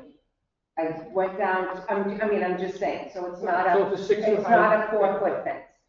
So on the other side though, along Broadway, it's a long part, so it's pretty long. So there is, it's set down for about 60% of the field. So It's a lower grade than the so road. the fence is still the same, yeah, so the road is high. Right. So the fence is still 60, it looks smaller, but it's not. And then, so there's a way to catch. So, and that takes up, so if you're gonna fit fields, and I think you could fit 2 fields going this way. Smaller fields, like we're discussing. Looks like one would be, for the most part, completely inset with all the fencing and no problem with the incline. The other fence is, it's, because it becomes level with the street. It's about half and half, because there's another ball field there that has a backstop. So the backstops go against the streets, and they're really high, so everything goes out. Everything goes away from the really, roadway. really big. So if you needed to put in like a full-size soccer field, you could only fit one in, and that would be from end to end. The other thing is that when I went back to Long Meadow, fences are definitely higher, taller than me, and the setback for the softball field is definitely bigger than what we are talking about here. I mean, it's bigger, maybe even, it's just bigger. And that's the outfield of their softball field. That's where some of the kids will practice, but they only practice with skills, it seems. It doesn't seem like they would do like full-on practice of a lacrosse or whatever else that they may use. Across the street is the football field and such. And it seems like there might be 2 there. Hard to tell. And that again also had a taller than me fence. I think even taller than 6 feet, but it was hard to tell in the snow. So, it's the 4 foot keeping it in play that, for me is, seeing the way that they are, these kids are bigger kids, who are utilizing the field for the most part. I did talk to Kyle about this last week or something. He talked about the Long Meadow field. He's like, just go on Google Earth, you can see the line of how close that field is to the, just pull it up, just to look at it. Right, I'm just saying is that when you go in person, it definitely isn't what it was. It's definitely further than what it was in Chicopee. If you look at Chicopee's field. Yeah, this was Long Meadow, but Kyle's But definitely up here. what's the age group using that field? That's high school. This is high Right, school. that's high school. So, maybe that's the other thing, and now we're talking a younger crowd. So. No, I'm just saying, I'm not, because I wanted to see for myself, how nervous was I? I was less nervous in Chicopee because I felt that there was definitely more field to keep the kids in. It was a big field. And Long Meadow, it was just the way it was set up, that they practice. But there is, like I said, the age group, and now was Long Meadow all fenced in? There is a fence on the roadside, at least that I can see. Yeah, and there's a fence, I believe, for the most part. Well, I don't know. So this is shops, because it's on 2 sides of the road. This is the high school. All right, so this is their, and this is their field. Yeah, this is, they don't play football, the shops are right here. So this is where they kind of practice. And this is the outfield, the whole field. Can I bring up something we haven't discussed? And that is timing. That the reason this is being brought forth is because there is the chance that across the street, the EDIC will be able to sell that property and develop it in the future. And Doesn't the state own that property? no, it's EDIC. And EDIC has been trying to sell it for a number of years now. And I don't see that there is a time urgency for us to have this field installed right now this year. If the argument that we need it is because, well, just in case the field across the way gets sold. To me, there's enough questions and enough issues and enough everything with this project that we don't have to get it done today. We could pull it and say, bring it back next year when it's more fully developed and we understand better what the size of the fencing should be, or when you have a better game plan on what all the property gets used, or you've looked around the rest of the town and convinced us that this is the only place where we can fit in the field. But I guess what I'm saying is we're not under the gun. The town is not under the gun to come up with an alternative to the fields across the street right now this year. I'm done. Okay. So, Mike, you're not in favor of this? No. Jim, you want to take another straw vote, that's fine. I just need to know if it's in or not in. If it's in. No, I know that, we need to, right, to change the, so, I don't know, just. I'm still in favor of it, because I don't feel there's gonna be a safety issue as long as they do everything properly. And the fact, do we need another little kid soccer field? We probably do. So, I'm in favor. Yeah. It's a yes/no thing, if the answer is yes. Do you have any comments on this? I'm in favor. I read through this project again this afternoon. Through the whole thing.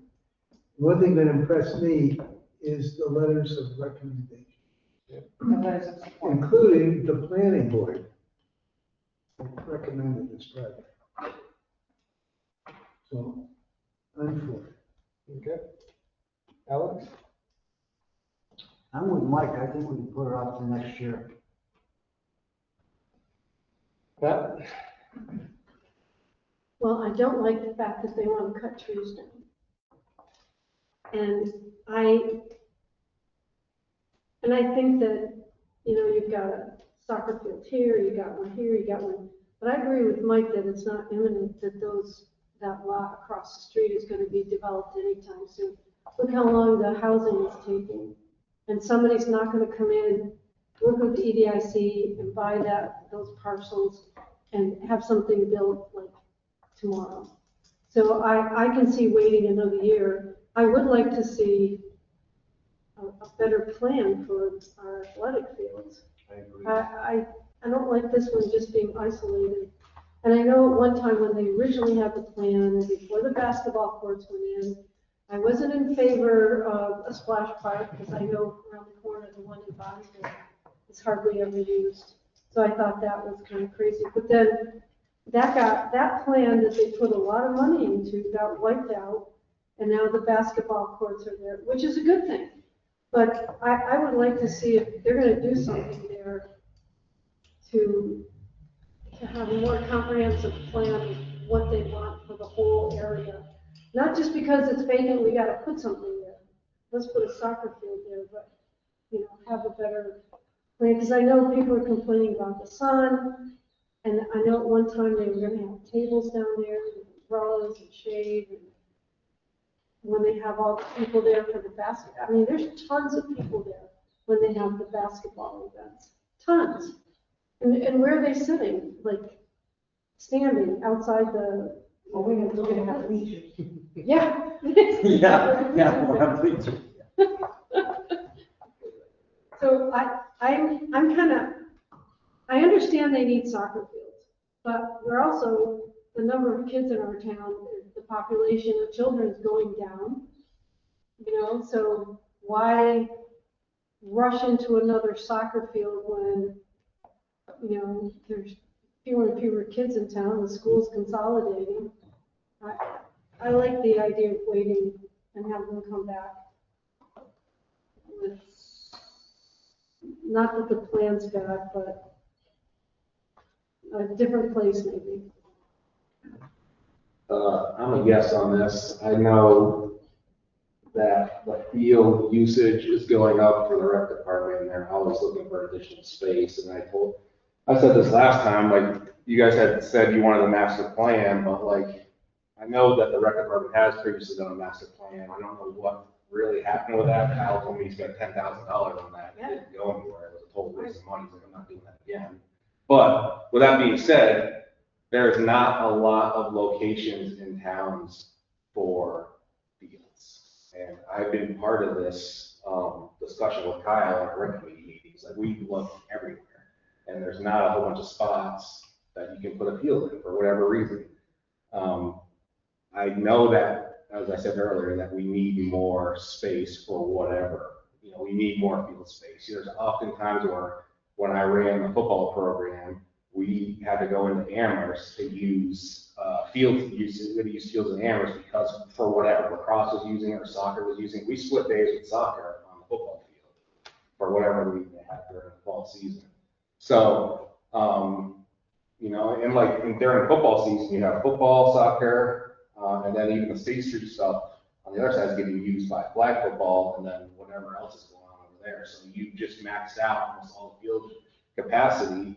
And that was one of the reasons why that Foley Field baseball was moved. They turned that around, I guess, so that field become a multi-use field too. But even with that, you still don't have enough space. So with all that being said, I know that there's a need for more fields in town. You know, just be part of the rec committee. So for that reason, I'm a yes on this. Well, there's also Constantine. Those are phones. You know, I know. It was a very well-written grant proposal, but we can thank Linda Ledoux. Because I agree, I'm like, yeah, she did a good job. And she got the people in support of this. I'm talking with John, you know, as much as this scares me, you know, where I thought we should have one, it's not feasible. I don't know if it's ever possible to enable anything over at Chestnut Hill, but a lot of stuff would have to happen. This is kind of readily available and ready to go. I would love to see a taller fence. But for me, it's a yes, just because I'm like, we've been talking about this for years. It's not anything new. It's years and years and years of at least 20 years that I can recall. Because lacrosse, soccer, field hockey, and, you know, all sorts of other field necessities that kids need. So I'm a yes. I think it's. Yes. If we go to town meeting, it's a 5-3 vote. I don't like that, but we will work our way through.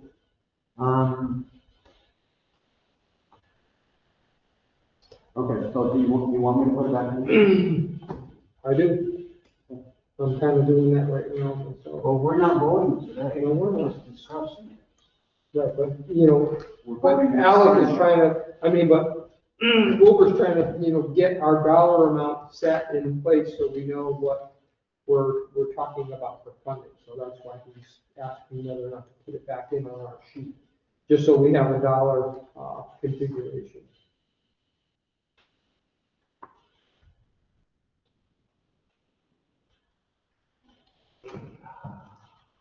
Well, I say, as a show of solidarity, going into town meeting up, even though I think we can put it off, I'd probably vote yes.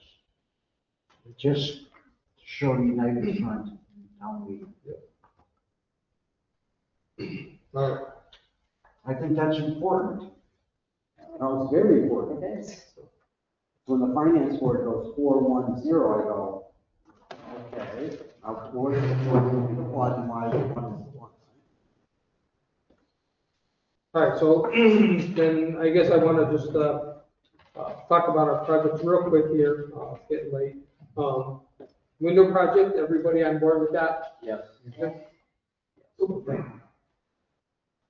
Fully funded, CPC of 283. Gravestone restoration, everybody's on board with that, 9,800? Yeah.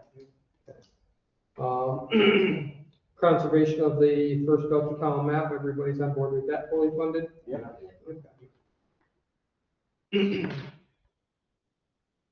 Sports Haven infrastructure project, everybody on board with that for the 250? Yes. Okay. Metacommon Hills Conservation purchase, 130? Yeah. And of course, that's all contingent upon, the remaining grant being available and everything else, so, okay. Bleachers, we have a question about, for actually what they want and how much. Little League Green Monster, Yep. I'm in full support of that project, so. Good. You guys still on the fence, Michael and Pat? I'm in favor of it. I'm just questioning the batting cage dollars. Whether we take 30 out? Whether we take the 30 out and that, I'm willing to do that if we need to, if that'll give us a better pair or whatever, but I'm willing to vote in favor of it now. So the dollar value, I'll question just like the bleachers. Question that dollar value. Okay. So I still have, and it's just me, an issue with, it's a private organization, it's a nonprofit. It isn't totally non-commercial, they do get corporate sponsors. And as I was reading through all this stuff, we're not supposed to support a commercial organization. I do know that other community preservations support the Little League. But, I think back about all the time and money that went into the Bob Leathers playground, and that's gone. Now you have this organization on town-owned land, I thought the process had already happened, but eventually they're going to be on town-owned land. And, it bothers me that we haven't heard about any legal contract they have with the town to be there. If, and verbiage about what if they default, what's going to happen to all the stuff that's on the property. That kind of bothers me. That, just because it's Little League, it's, oh yeah, this is great, this is wonderful. But there's other aspects that I have issues with. And maybe it doesn't matter. And it's not that I have anything against Little League and kids playing baseball. It's just the idea of, it's on town property, and I guess maybe we should ask our town manager how that works. But it's too late, I guess, because we have to make a vote in 2 weeks. You're allowed to vote no? I know. It's not that I want to vote no, but I just don't feel like I have all my questions answered. And, I don't know. You said Little League was commercial, is that true? Are they a nonprofit? I thought they were. It doesn't matter if they're a nonprofit or not, it could be a commercial nonprofit. So the sponsors for the uniforms are sponsors. Correct. That's how they get paid. It's, a lot of this stuff nobody is paid on that board. Not one person takes a dime of money. It's strictly volunteer. But in order to run an organization, you need money. And they try to mitigate those costs as much as possible. And when you hear that they're using things like the same dirt that they're using at Fenway and at college facilities, which is pretty nice dirt, you hear that, they're maintaining. Right, a corporate sponsor's gonna buy the uniforms for them, to get their name out there, but yet That's all that's doing is reducing the cost that the parents are gonna have to Exactly. pay to be able to be part of that sport. So what I read just today, it costs $3,500 per kid for them to play out of mom and dad's pocket. Okay, I mean. So that's what Yeah, My kids play I, in a little league, it wasn't. I don't think it's that much. I don't know how they came up with that. So, but they may come up with, it's an actual cost. That's what it would cost, right? But when we get the uniforms donated, when we get the field stuff, or when we do our fundraisers to get the field paid, when we do all of these things, we host this tournament, we get to be able to utilize this money, but there's a cost, and it's a great cost to them, but they have those sponsors, they wanted to to reduce do those bathrooms, and I'm like, okay, right, that's great, we have bathrooms over by the basketball courts that are supposed to be open 24/7. And I don't know who's maintaining them, but I know that Little League, nobody's gonna maintain them for Little League except for the volunteers. And do you really wanna go into it? I mean, I've been into public bathrooms where they've been open, and you're like, it could be somebody's gonna have to fix this, and it's not gonna be me as a volunteer. Or just individuals that may be, you know, that's why you lock the doors at night. Well, right, and that's why right. the town has to lock their bathroom doors at night. And when there's an event with the town, those bathroom doors are open.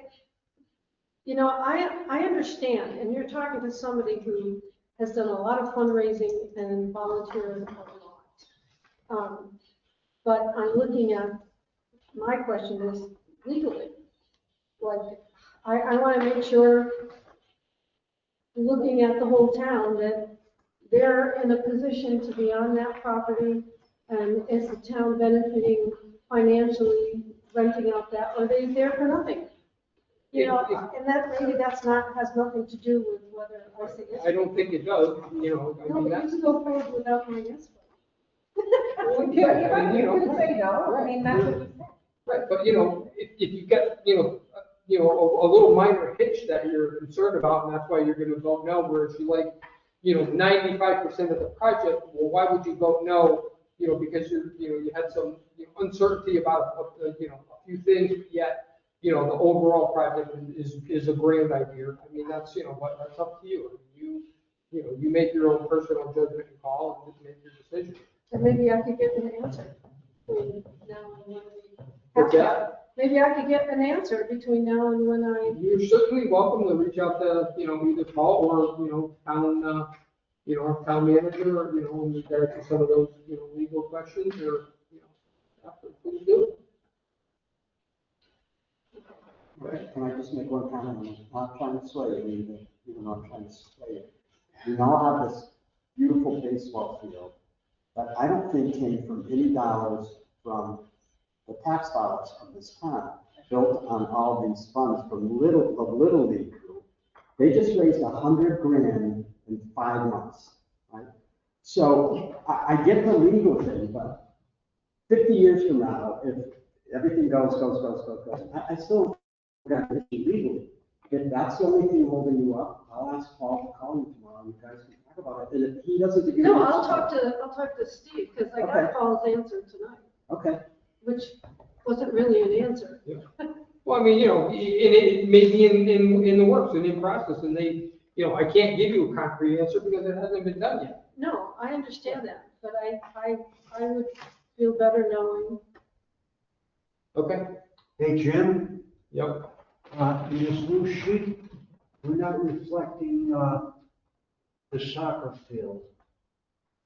That's what we were just talking about. That's why we added that in on a bottom line. That's what we talked about. Take your pen and add it back in. Right. That's what I said. That was the one project. Okay. Okay. Guess you weren't listening, Alex. I did read it. And it's, I don't know. I think it's a fine line because like if I could raise $100 grand for a football program, I would have done that too. And we had signs everywhere. Hey, Rebacks, McCarthy's, or like, if you consider that commercial, then I guess that's commercial, but like the only way those things run. As you know, you run a nonprofit yourself, right? I do understand. I've understood this for a very long time. So what do we, so then what is your contention about it being a commercial property? So Is it says in our community preservation that we can support non-commercial youth organizations. So when I Googled, and I thought I sent this to you to send to everybody, what I have found online, that Little League is a commercial youth organization, but then I Googled it differently and then it said it's a non-commercial. So So what's the criteria for a commercial organization? I'll Send all that. Okay, oh, yeah, no, I mean, I was just wondering, because if it's, because they're being supported, I'm pretty sure we talked about the high school fields getting commercially supported. Did we not? Aren't they looking into putting signage up on the fields? So I don't know if the town limits it because with the garden, the person garden, I can't go out and solicit gifts or funds as a committee because the town says we can't. But you can do it as friends of the committee. But we do not have a friends. I understand, but then you can do it at, same with the rec department. The rec department can't go out and have fundraisers. Which that's changing, by the way. Friends of the rec department, as I pointed over, which I don't know why, but friends of the rec department can. Same thing with, And give that money. Oh, so there's another. The library has a separate. Right. Yes, but if you don't have one, I can't just say I'm a friend of the library, so can you give me money? Okay, all right, we I know, that's. gotta move this along, it's getting. All right, it's oh, already no, time. because I was just concerned about what's the criteria, but Okay, so my thought here on Carriage Grove is we make a $300,000 commitment. This way, we're only encumbering $100,000 for the next 3 years. for the next 2 years, they only want 5. So we do. 3 this year. No, we do, we do 300 as a total, give you 100 this year, 100 next year, 100 the year after. So instead of 500, you want to give them 3. What did we give, Christopher Heights? 250. Isn't it 200 plus another 50? 250, yeah.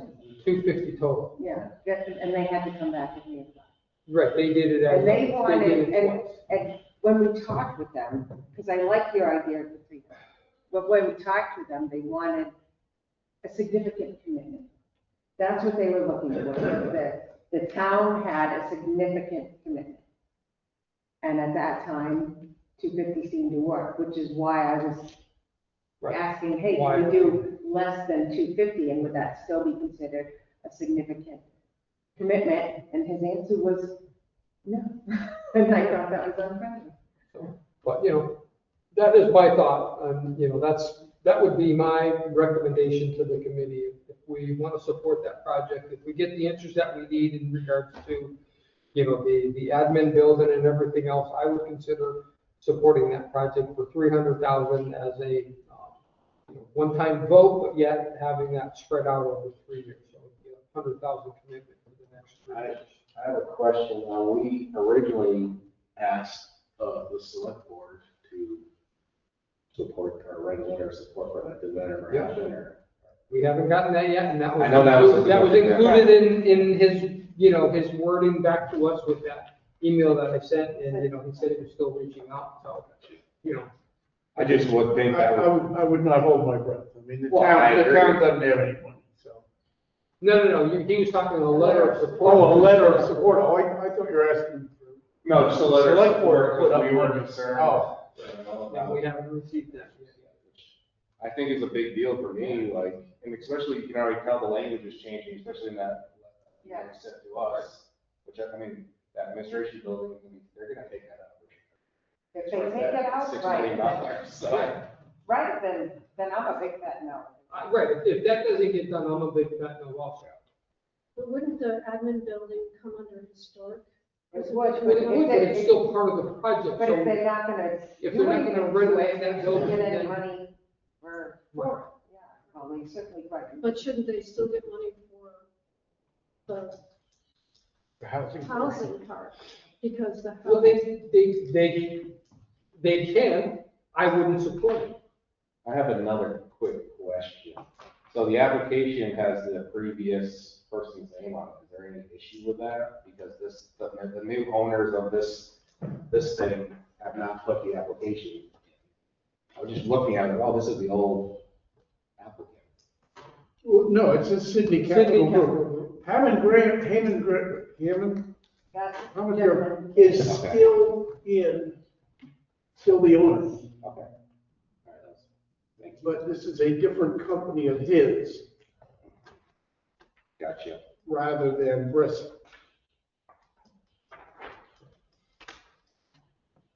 And like I said, you can sell you get a site plan, you can sell that to somebody else. No, I understand that part. I just, I wasn't sure about the legalities of, when the sponsoring organization changes for the project.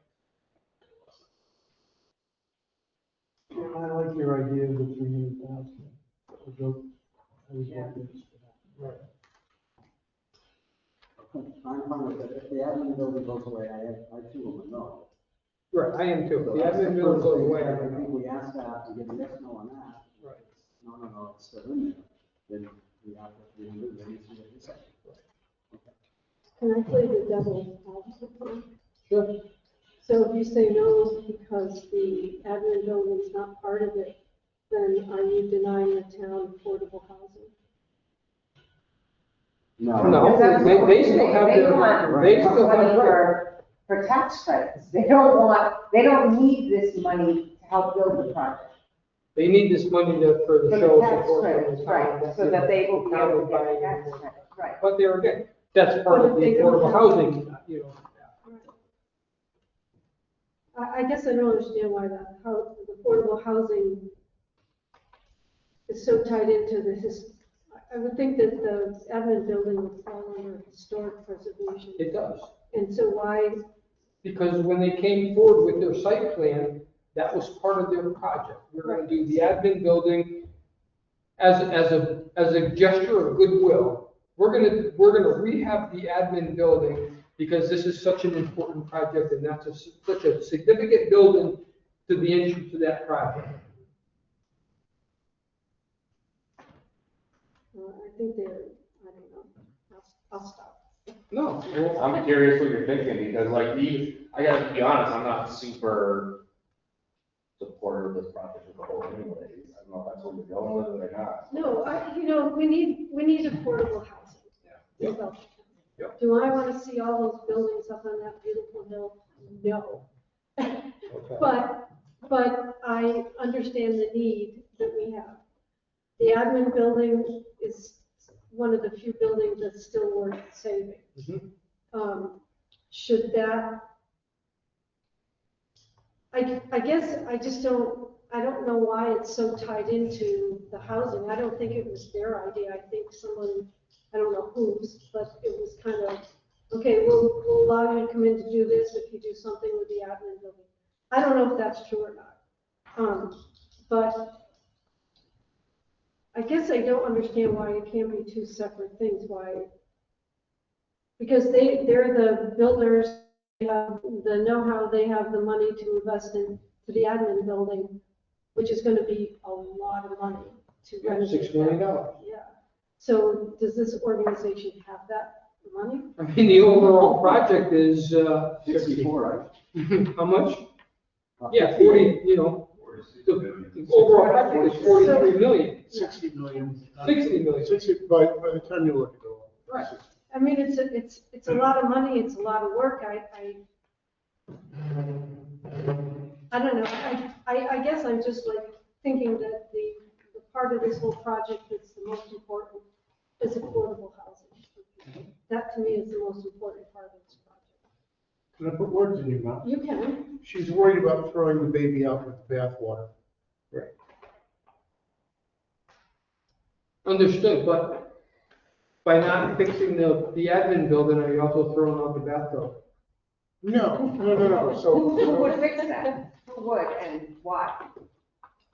well, it's who would fix that? The same people would fix 8 Berkshire or 6 Berkshire or whatever. Right, but I mean, so far, we haven't had anybody interested Right. in any of them. Right. And then we were able to have somebody say that, all right, we'll be interested in this. Right, And that is now part that of our building now commitment. goes as, an attractive nuisance, and to all of that housing that's there, I'd be concerned, I would like to see something that is, would benefit the community, especially that community that could benefit from having places to go for different So- meetings and such. So, and I don't know how much time we want to spend on this, but I think, in my perspective, the housing is an intimate, critical part of the vitality of the central part of Belchertown. Yes, we need affordable housing, but we need it where it's in a good location and accessible and can help the small businesses Right. germinate. Because right now, the soil is sterile. And you need the population there in order to have the seeds germinate, to have the arc point blooming be a vibrant, successful, et cetera, et cetera. I would be very disappointed if we don't get the admin building protected. Maybe it doesn't need to be as grandiose as all of the designs were, but I would be disappointed. However, for the health of Belchertown, the housing needs to be, to me, supported, especially the affordable housing. It's an anecdotal story, but I was just talking to one of the firefighters 2 days ago, and he wanted to buy a house. He looked at me, and he finally bought a house. In where? Okay. And we're seeing that over and over. The housing market in Belchertown is not, It's not affordable. it's not affordable. It's not conducive to They're first-time $400,000, $500,000 homes. But there again, housing, building houses cost the taxpayer money. It's not a net win on the bottom line of the town. I've run numbers on that, and I'm willing to have a debate. So are you saying that the low-income housing would be a net win for the town? Or is that the right way to put that? This project would be a net win for the town? I don't know Yeah. specifically on this. Because when you look at, I don't know what real estate taxes it would generate. I will tell you, the biggest taxpayer in the town is the Lord Jeff Apartments. Which is also the biggest user of town resources. Correct. But they are the biggest taxpayer. So I don't know, when you look at a specific, when you look at a specific house, your house, and how much you pay, and how much you cost the town, I don't know. But I can argue on a gross level that it's not as bleak as people think it is.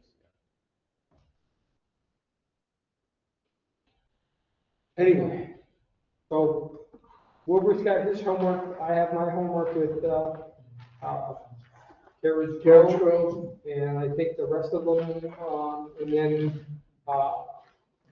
everybody really needs to think about the rec field. Did you talk about hydroponics? We're taking that out. We're not funding that for $300,000. Well, we haven't gotten, We haven't what gotten we a asked final for, plan. we haven't gotten that. Even if it was $100,000, I think we could that. But we asked for, when they submitted it, and We asked, yeah. that was 2.5 months I ago. can't believe some real estate agent says, no, I'm not coming out, because if I call and tell them, they'd be out tomorrow. it has to be a certified appraiser, not a realtor. Well, I understand, but I mean, I'm just saying, so you could schedule those pretty quickly, that's not, I mean, Where's the agenda? Everything is all done. Any bills? There's no bills. And meeting minutes, right? Yep. Everybody's had a chance to review the minutes of February 3rd. Any questions, comments, or concerns? Actually, I think I did one. It was your. Did you leave early? Oh, David Lamb left earlier. Right, so that's why but our meeting adjournment was 7-0, not 6-0. All of us were here except for David.